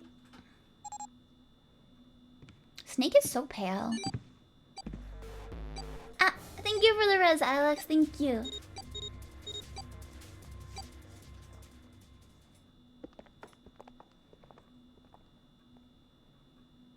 So do I have to redo the puzzle then, I guess? To make sure I go through here without... I don't know, actually. Because if I stop and think about Through this... What's up? Stop. Stop. Check this out. We found this thing here on the door. Okay. If I just skip down to here... These are still locked, so maybe I can just skip to here? Maybe?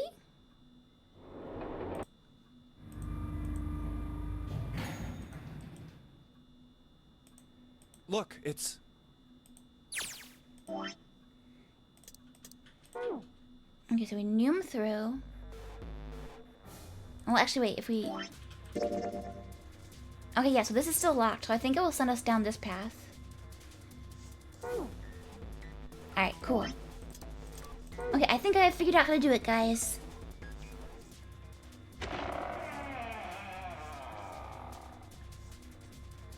Junpei and June ran to the central hospital room and looked around. She's not here.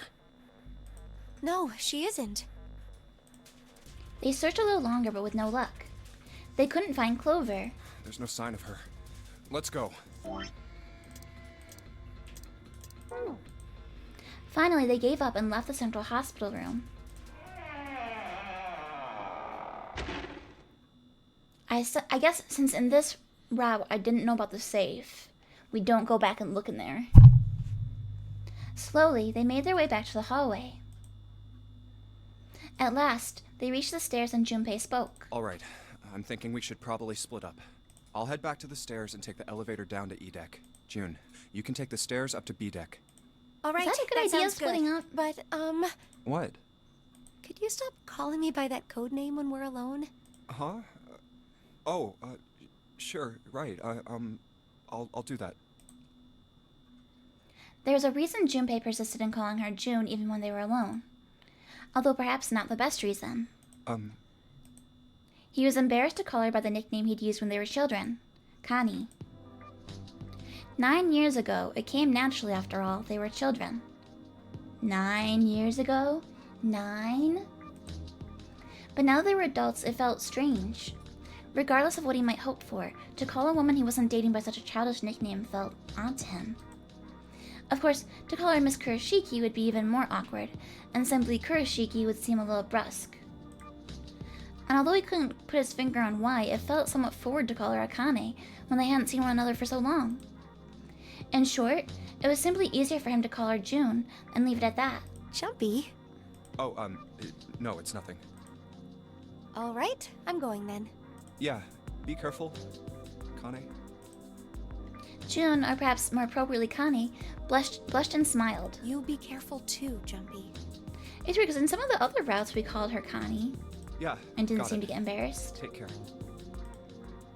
Junpei looked after her for a moment as she ran up the stairs, then turned around and took off for the hallway.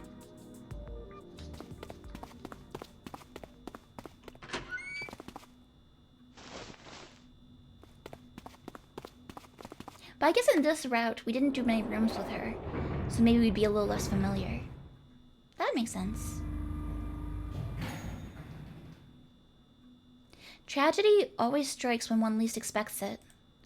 But to wait for a man to stand before striking him down seems almost crueler than dealing the fatal blow when he lies on the ground. A light in a dark place, June's smile had given him hope, both for escape and possibly for something else. It was that hope that raised his spirits just enough that they might soon be fully dashed. He opened the elevator door and there she was. A woman sat slouched against the wall. Lotus. Junpei felt his blood turn to ice. Her body was limp, and her skin, smooth and pale as always, was covered in bright red blood. Junpei felt his chest constrict. He couldn't breathe, and his legs began to shake. A slow, cold drop of sweat trickled down his back. I noticed that we can't see her bracelet right now. He felt his stomach somersault. Junpei's mind went blank, all his thoughts replaced with endless hissing white. Driven by little more than instinct, he began to walk towards Lotus slowly. Each slow movement of his stiff limbs brought him closer to her corpse. Finally, he stood next to her. Robotically, he bent down and put his hand against her neck. There was no pulse, no rise and fall of breathing. She was slightly warm. Something, somewhere in Junpei's shaken mind, told him that meant she had been killed recently. Yes, Junpei thought, his mind slowly returning. She had been killed. Someone had killed her. There was a deep cut on the left side of her chest. Blood still oozed from it, though clearly her heart had stopped beating some time ago. The weapon had been a knife then. Perhaps she'd been stabbed in the heart once. She would have died immediately. He took little comfort from knowing she must have suffered very little. Only then did Junpei notice. Lotus's bracelet was gone. Lastly, let us discuss how to remove the bracelets. 1. You escape from this ship. 2. More Hartley reaches 0. In other words, once the bracelet is taken outside the confines of the ship, or the outside of the mirror's heartbeat has fallen to 0, it will shut down automatically. Was that why the killer had ended Lotus's life? So that they might have the number 8 bracelet? If that was true, then the killer was whoever wanted the number 8 bracelet. Or perhaps more accurately, the person who would gain the most by obtaining bracelet number 8. Who is that? Who would benefit the most from the number 8 bracelet? The thought had only just entered Junpei's mind when he heard a noise. A sound like a sharp knife cutting through wet meat. It struck him as strange that the noise came from inside his own body. A moment later, the pain hit him. It wasn't merely pain, there was heat, extreme heat as well. He felt as though molten iron had been splashed against the side of his body. Finally, his brain made the connection. He had been stabbed. But where? His body was quickly going numb. He couldn't tell where the knife had met his flesh. Given the circumstances, however, he'd most likely been stabbed in the back. Whoever had killed Lotus had now done the same to Junpei as well. His voice was little more than a weak groan. With what little strength he had left, Junpei turned his body, trying to catch a glimpse of his attacker. But as soon as he did, the knife dug itself in deeper, twisting viciously.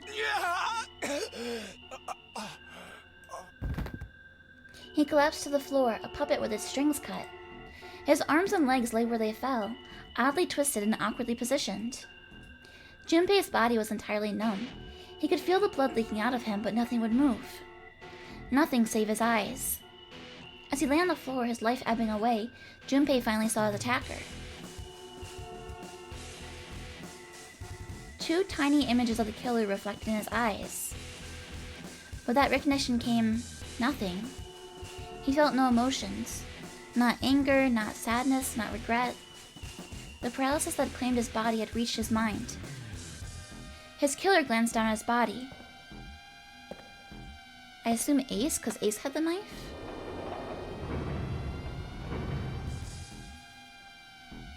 Then, without a word, climbed into the elevator and was gone.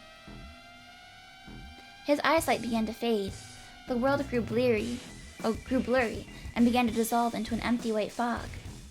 The fog crept into the edges of his mind and worked inexorably inward. Soon it swallowed up the last that remained of Junpei's mind, and his consciousness left him. There was nothing more. Into utter emptiness he fell. Into zero. Whatever Junpei had been was gone. 8 and 5? I think they just... I don't know why he would have chosen to kill me just because we found the body, I guess. Because we already know that he had the 9th bracelet. So Ace plus Lotus's 8 is 9. So he didn't need us. Some of these guys just like killing people for fun. Cut and run. Saw the knife ending. Dum dum dum. Dum dum dum. There we go. Yeah, probably just because I was a witness. I want to see the square that we missed over here. Hello, little bean. 1, 2, 3, 4. The puppy is still sitting on my lap. Alright, so this time we're gonna go through door 2 again. I think, right?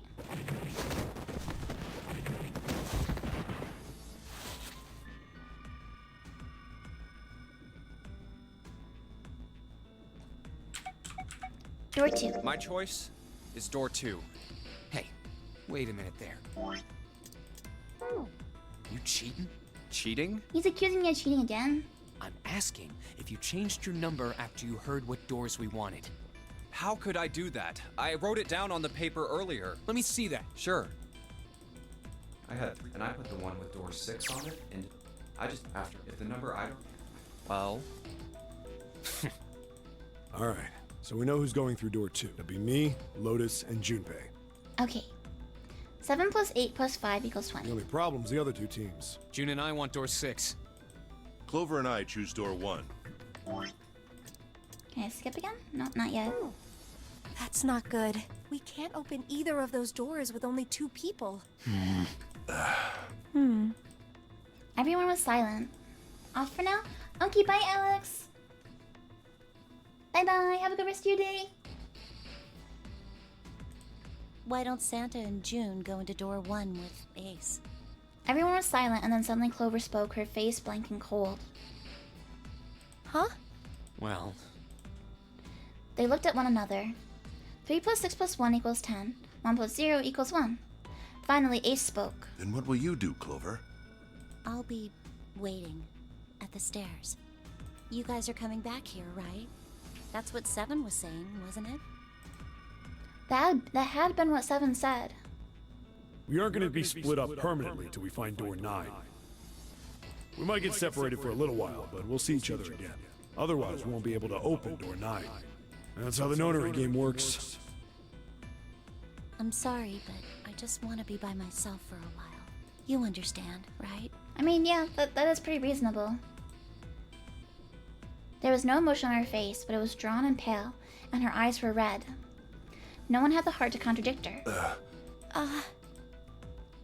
The room grew very quiet. Silence drifted down over everything like a blanket of fresh snow.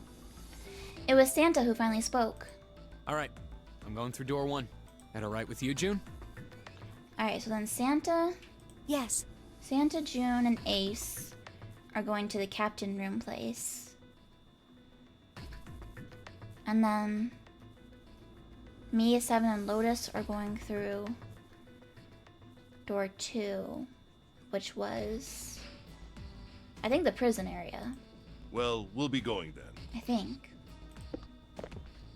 Because we went there with them previously. Let's move too. Yeah. Right.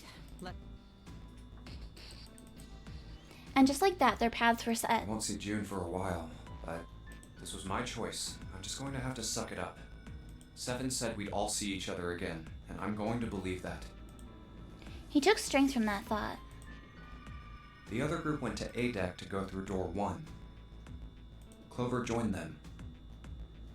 So the mystery person still kills everyone by the end? Yeah. But I still feel like it's Snake, because we know that Snake isn't dead from our safe route. But now they're throwing in this idea that, like, oh, maybe Alice is on the ship. And she's Our group killing is on people. our way too. Also, hey JD, welcome back. We're heading to the bottom deck using the elevators. I wonder what we'll find down there.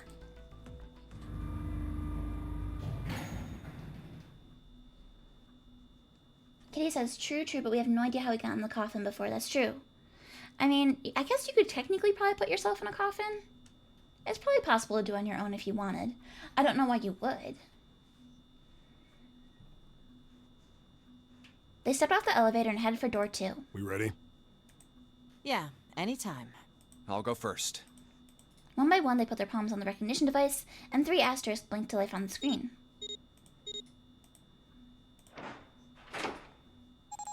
Let's go! The door opened, and they leapt inside.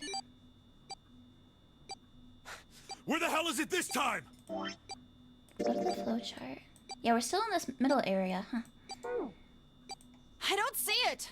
Oh, there it is! It's right there! Fortunately, it took them only moments to find the dead. It had been placed just inside the room, right next to the numbered door. They gathered around it and quickly scanned each of their bracelets.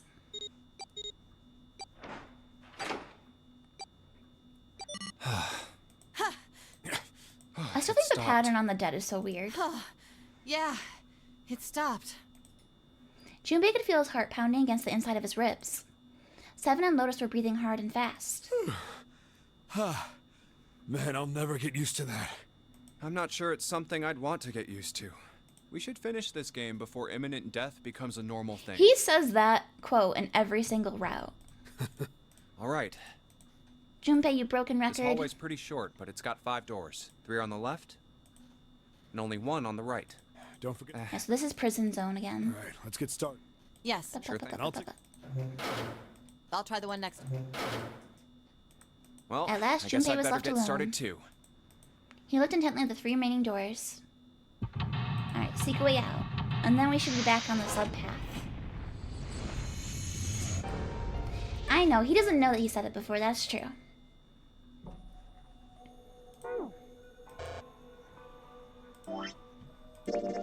Yep, okay, we're back over here. So now, I think Jeez. I think we have to go back up here and redo this route and say all the right stuff for the shoe ending. Alright, we're gonna do a lot of fast forwarding. Nyum! I'll use it as an opportunity to drink some water.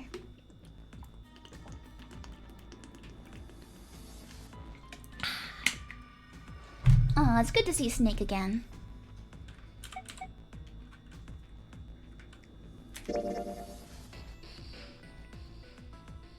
And not be a jerk to the girl whose brother may be dead? Yeah. Okay, so we need to go through door 4 to find the bookmark.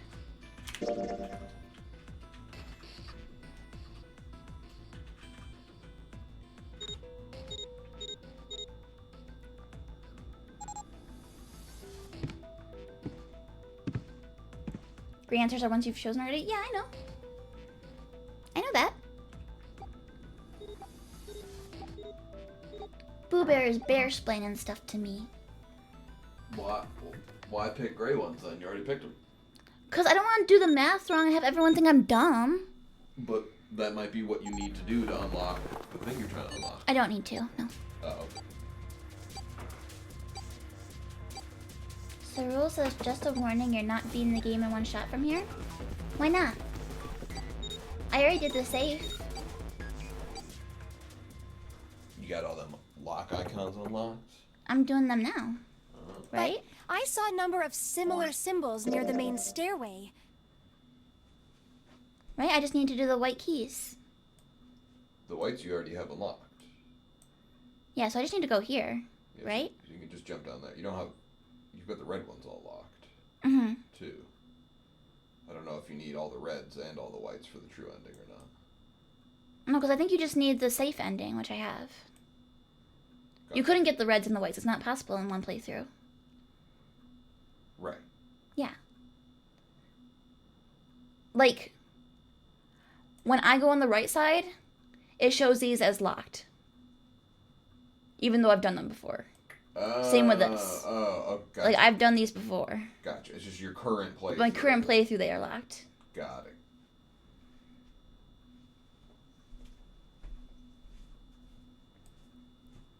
So I think then I can skip to here. Operating room. Chemical closet before the door. Because then I just need to give her the bookmark. Hey, hold on. I think. Yeah, okay, so now I give her the bookmark.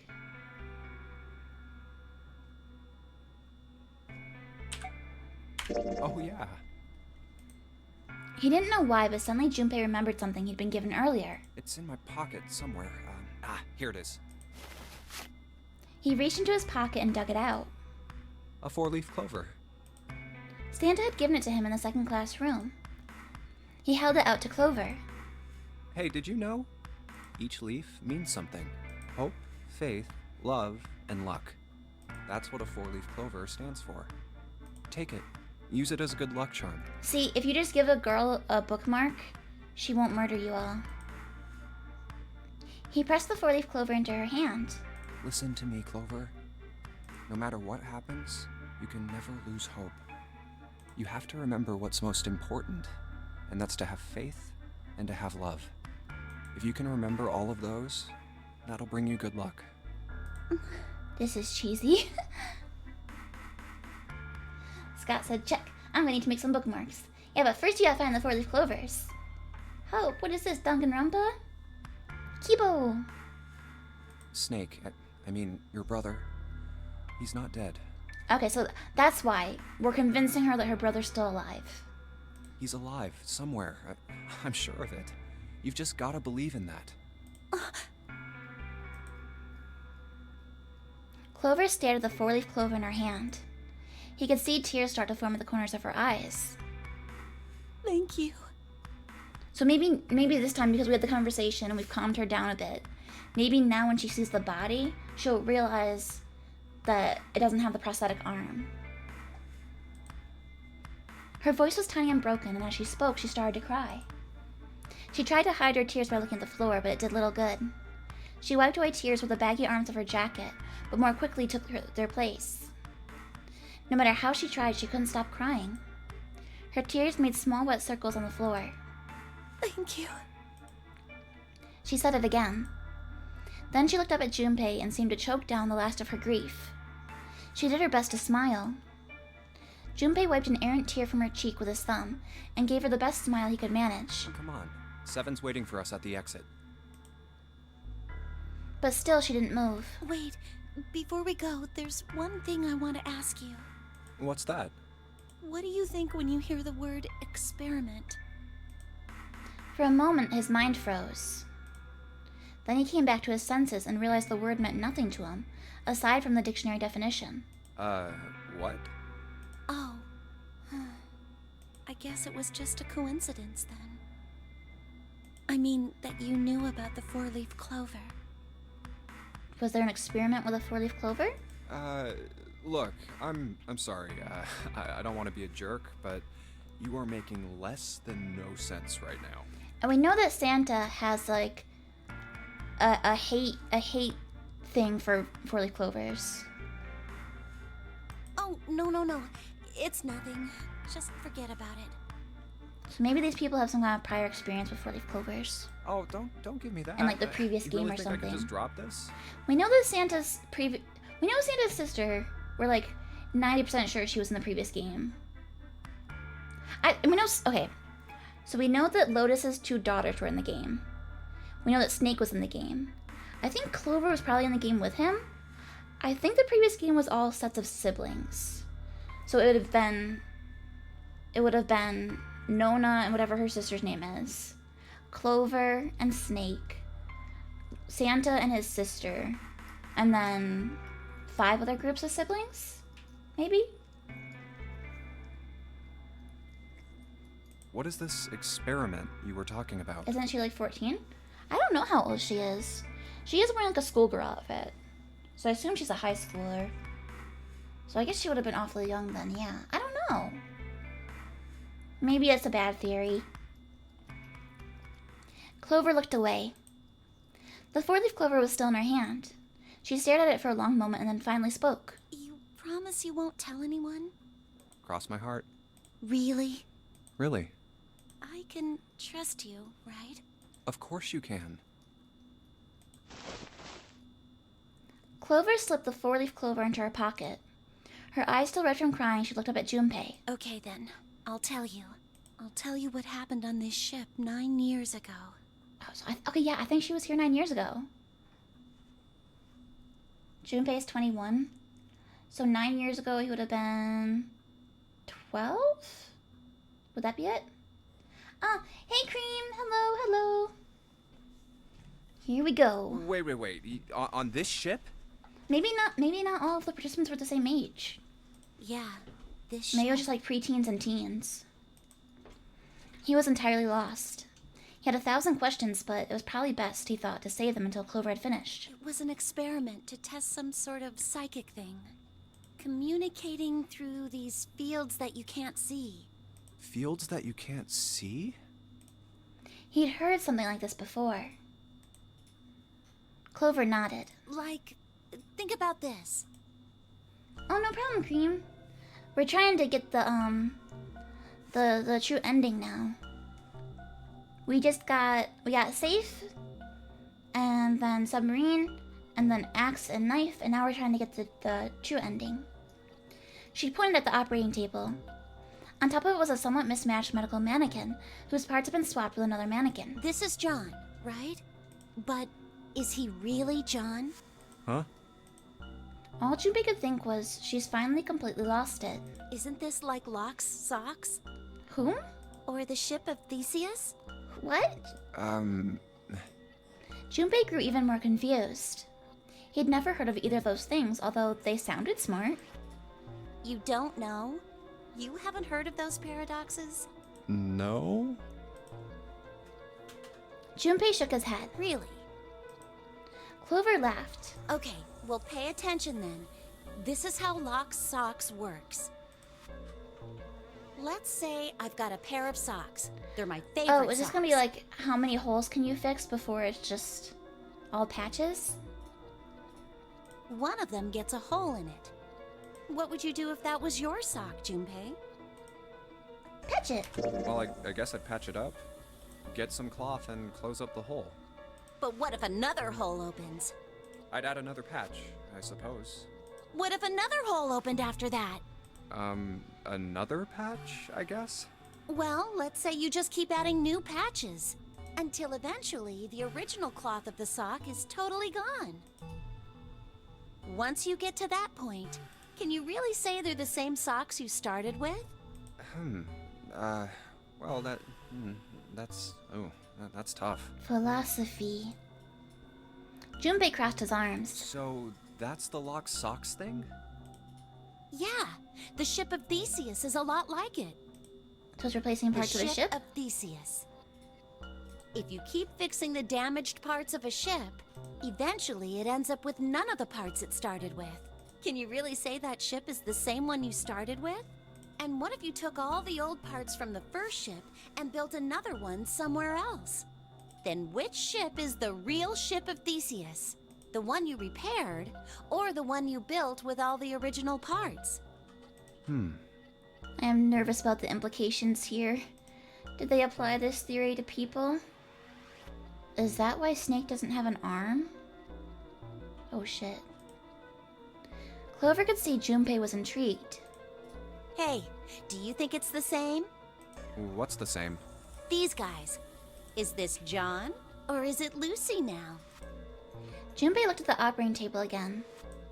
A mannequin full of body parts from a different body. Clover had been right. It was just like locked socks and the ship of Theseus. The part of the body that holds a person's identity is the head.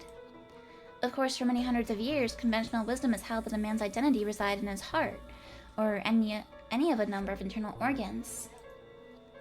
And here they had both. John's head and heart are both his, but apart from those and a single arm, the rest of his body was once Lucy's. Was the mannequin really John? We're just like these mannequins. She looked at Junpei again. Think about it. The cells in our body change every day. Old ones die and new ones are born. Maybe part of my arm is made of stuff from a fish I ate once. Or maybe part of your right side is made from a cow you ate. If you take it a little further, those cows and fishes are made from something else too, right? That's how we're all connected. Through fields that can't be seen with the naked eye. The morpho... Lotus talked about this. Scott says, oh no, I made up nacho cheese and coffee! Morphogenetic fields, yeah, that's what it was. JD also says, according to the wiki, Clover is 18 this game. So in the previous game, she would have been 9. If she was in the previous one. The silence was broken by Seven. What the hell is taking you two so long? Seven's head appeared in the doorway. She says weird words. I'm confused. Make Fangy shapeshifts? Ah, sure thing. Seven was not happy. How long are you gonna make me wait? We don't have time to screw around. Junpei and Clover looked at each other. Clover looked at Junpei as if to say there was more she wanted to tell him. She shook her head. Whatever she had to tell him, she didn't want to tell him in front of Seven. Seven seemed to catch on. Oh? What were you two doing? Was this some sort of secret meeting? Yeah. No, it wasn't. We were just playing with the mannequins. Huh? Let's go, Junpei. Moving a little bit too fast to be entirely innocent, Clover headed towards the exit. Seven stared after her, then turned to Junpei with an amused expression. Playing with mannequins, huh? Didn't know you were into that kind of thing, Junpei. No! You're a dick. Junpei dashed past him and traced Clover's path out the door. With a short laugh, Seven followed. They stood in front of the door. Junpei took out the Jupiter key. Alright, I'm gonna open it now. Is that cool? You don't need to keep asking, just do it, alright? Fine then. He slid the key into the keyhole and turned it. He felt it unlock. The door opened with a soft, melancholy creak. Beyond it lay a simple white hallway. Oh, this is so... I think we can skip through this. So this is the same as before. Alright. How do I zoom out? Oh, okay. So then... we gotta come over here. So we have to do something during this escape room now? I wonder what.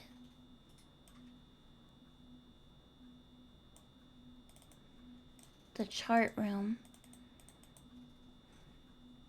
Pocket watch. I wonder what we need to do in this one. But I guess...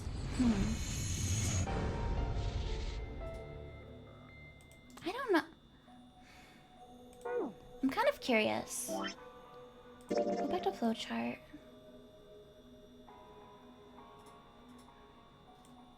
Here... where is it that they find Snake's body? It would be here, right? Because I kind of want to see if she has new dialogue there.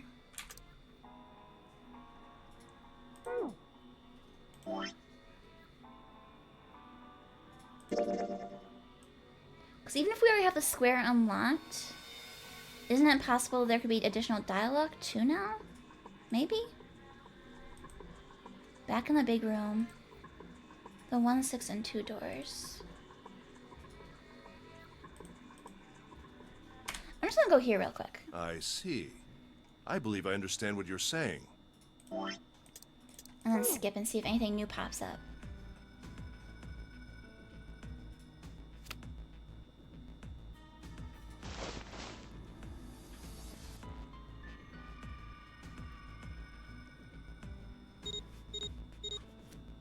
Okay, so I think we're checking the body. Or they're checking the body at least.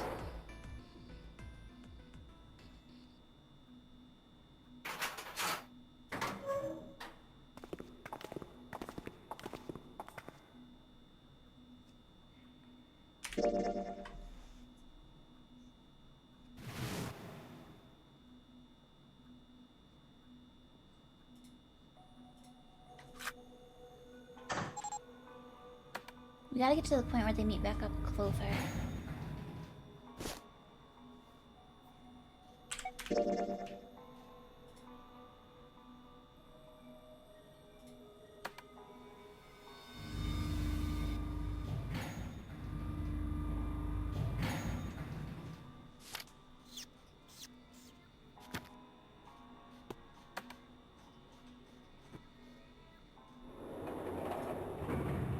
It's funny, in my game club, we were all talking about the fast forwarding in this game. And me and the one guy that plays visual novels were both like, oh, it's not fast enough. And then everyone else who doesn't play visual novels was like, oh, it's so fast. And I was like, I guess I've been spoiled by other games.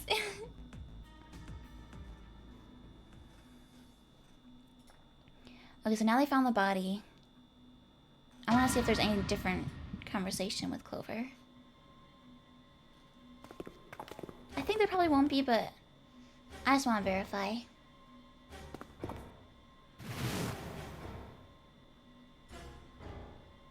Bum bum bum. Bum bum. Bum bum bum. Bum bum bum bum bum bum bum bum bum bum bum bum bum bum bum. It seems like there's nothing else.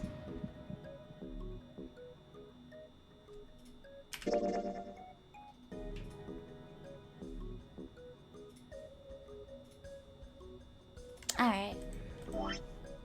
Okay, I just wanted to check. Alright, so we're going back to the chart room.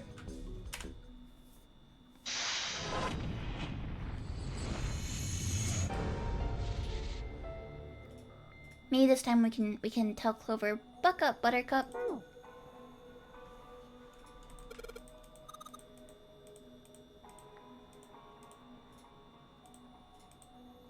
What do we have to do different?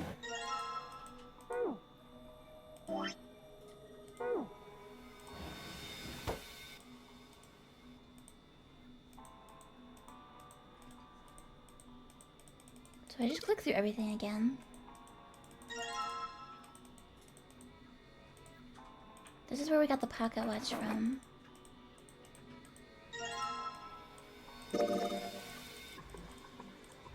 How do I interact with her more? Oh. Oh yeah, the point where I yelled at Ace. I bet you're right. Oh, pocket watch. Might I take a look at it?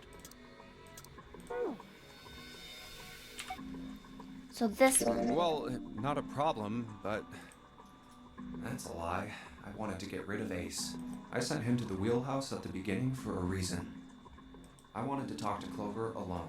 There's something I want to ask her, and I don't want anyone to overhear us. I'm pretty sure Clover won't talk if there's anyone else around. I'm a little desperate to send him back, quick. He has to leave. Well, maybe I was supposed to still get rid of him. Oh, I see. Of course. Ace looked Junpei over, then glanced at Clover. I apologize for the intrusion. Okay, puppy dog, you wanna hop down? There you go, puppy dog. Oh, it made my earbuds all staticky. Well, best of luck. Yeah, it seems like at least the same.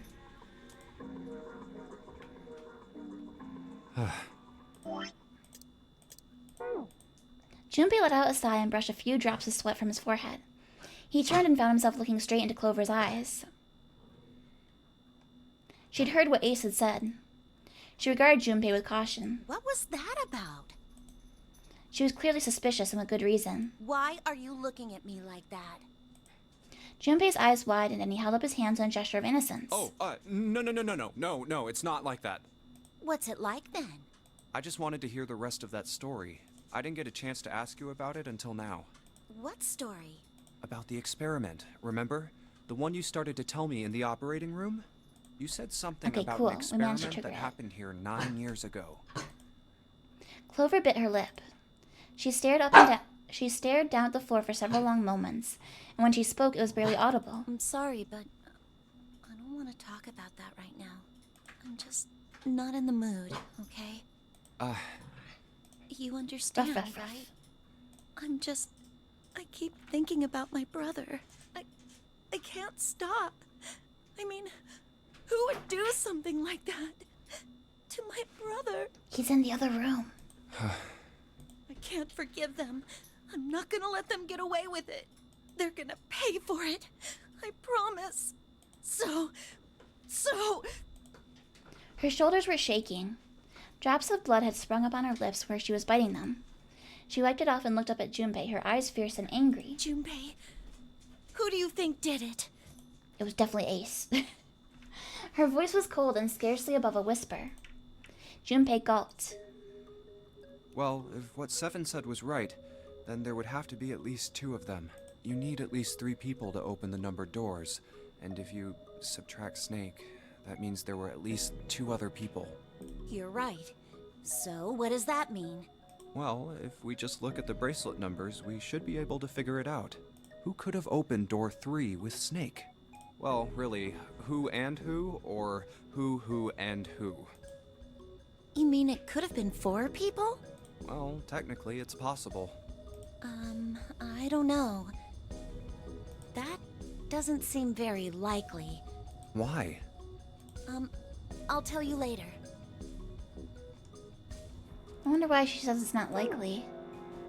Why don't we just assume it was only 2 other people for now? Okay, You got mean it was an owl? Let's do that then. Hoo. Then who do you think it could be? Junpei crossed his arms and thought. Snake's bracelet number was 2. Which 2 bracelet numbers added to 2 would give it a digital root of 3? 9 and 0. Or 9 and 1. Ace and Santa, Ace and June, Ace and 7, Ace and Lotus, Santa and June, Santa and 7. I can't say number 9. Okay, so added to 3 plus 3 would be 6.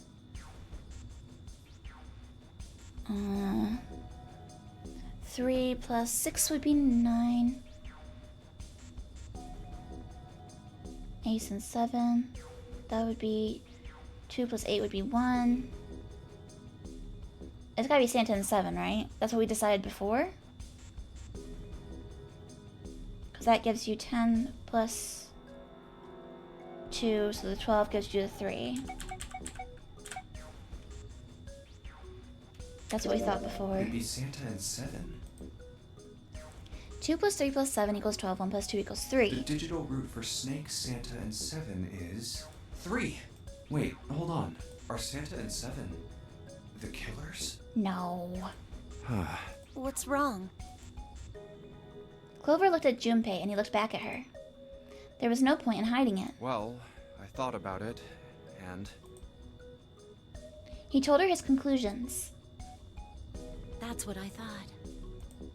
She looked less surprised than he'd expected. Santa and 7.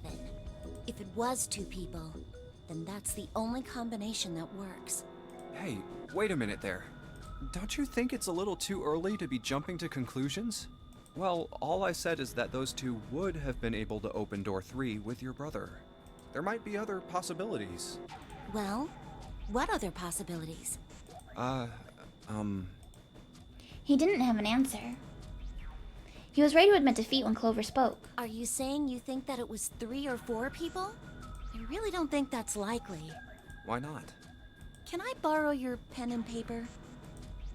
Clover put her hand out expectantly. Yeah, here. Junpei pulled out his pen and pad of paper and handed them to her. She opened the notebook and wrote down several simple addition problems. Eventually, she had 8, which provided a digital root of 3. 2 plus 1 plus 3 plus 6 equals 12. 2 plus 1 plus 4 plus 5 equals 12. 2 plus 4 plus 7 plus 8 equals 21. 2 plus 5 plus 6 plus 8 equals 21. So those are just all the combos. What's this? 1, 2, 3, 4, 5. These are the combinations for 3 or 4 people. These Yeah. 8 combinations are the only possible ones. And we can cross out any that have 4. Oh, I see. Because obviously she wasn't involved. Junpei, Yeah? I can trust you, right? Of course. Why would you need to ask that? Really? Yeah, So then I should get rid of B, D, G, and H, right? Yeah. of course. Just cross them out. And you should take off yours too. The ones with 4. So, what does that leave? A and E. Okay.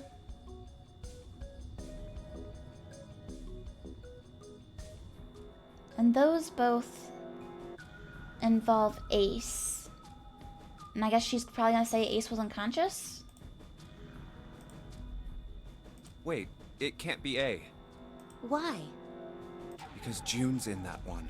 There's no way in hell she'd do something like that. Are you sure? I'd bet my life on it. Okay then. I can cross off A too, right? Yeah, Well, what have we got left? E. Which would be Snake, Ace, Santa, 7, and Lotus. Do you know what this means? Everyone besides me, you, and June would be working together.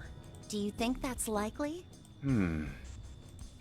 If there were 4 people working together, they wouldn't be very cautious. I don't think they'd try that hard to hide what they were doing if they outnumbered us, right? Well, you do have a point. And besides, if Ace and 7 are working together, they could have easily gotten rid of me when I went to the shower room with them.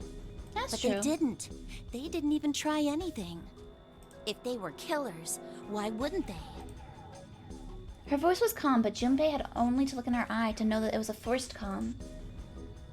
There were tears forming at the corners of her eyes, and she was blinking furiously to keep them back. It's so unfortunate because the guy that did it is the one she doesn't suspect at all. Perhaps by attempting an objective analysis of who might have killed her brother, she'd been able to distance herself from the harsh reality of his death. The more she struggled to act unconcerned, the more Junpei felt his heart tighten. Oh, I see. Anyway, I understand now. It seems pretty unlikely that it was as many as 3 or 4 people. Yeah, Then that means there's a good chance it was Santa and 7. that's how it looks. But why would they do it?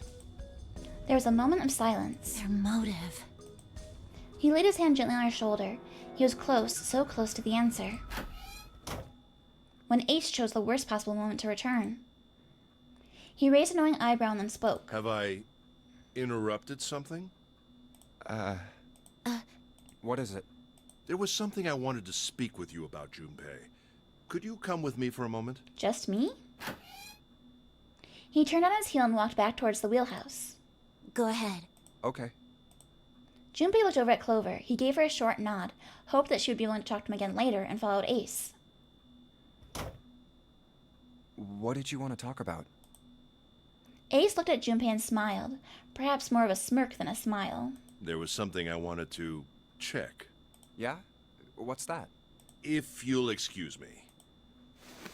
With no warning, Ace slipped his hand into the pocket of Junpei's vest. Hey, what the hell are you doing? He's looking at our papers again. Hey, Sonny. Hello. Good evening. I'm just checking. No, stop! He reached for Ace's arm, but it was already too late. In the older man's hand were the pieces of paper Junpei had balled up and hidden in his pocket. Just as I thought. What exactly are these pieces of paper hiding in your pocket? You just woke up? Oh, good morning. You switched them, didn't you, when we voted? Well, I can't say that I care. I managed to get through the numbered door I wanted, despite your mischief. Then, why did you... Oh, simple curiosity. I hope you won't think ill of me for it. Ace smiled, gave Junpei a friendly pat on the shoulder, and then turned on his heel and left.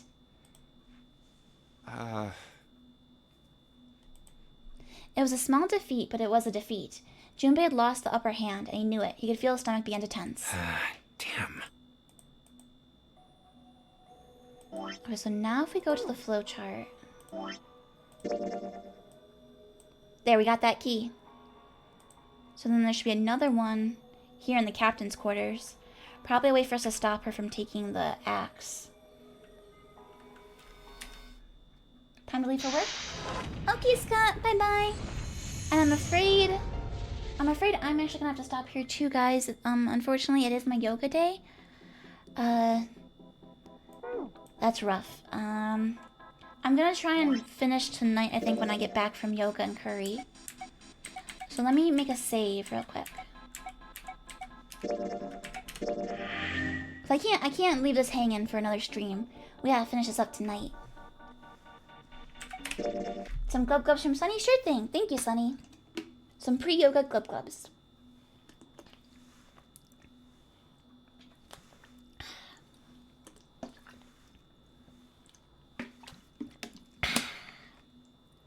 Getting ready for the marathon stream later today. I did 5, yeah. I did 5, didn't I? I'll do 2 more just to be safe.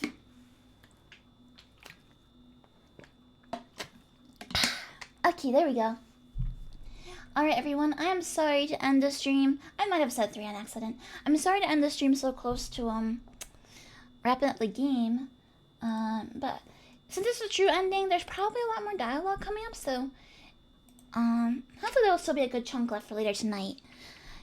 In the meantime, let's find a friend that we can raid, and then hopefully I'll see you guys later tonight. Unfortunately, it's gonna be pretty late. It's probably gonna be like 8 p.m. Eastern, which would be, I think, like midnight for the overseas folks. But I always have the VOD up on Twitch, and I always upload the VODs to YouTube eventually too. You know what we're gonna do though? We are gonna go raid Mercury, who is playing the Oblivion remake. Very exciting. All right.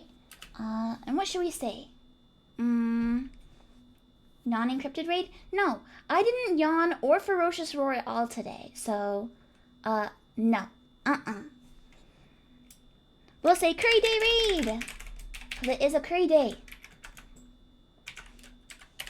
Okay, everyone, let's go say hi to Mercury, and maybe I'll see you guys tonight. Bye-bye!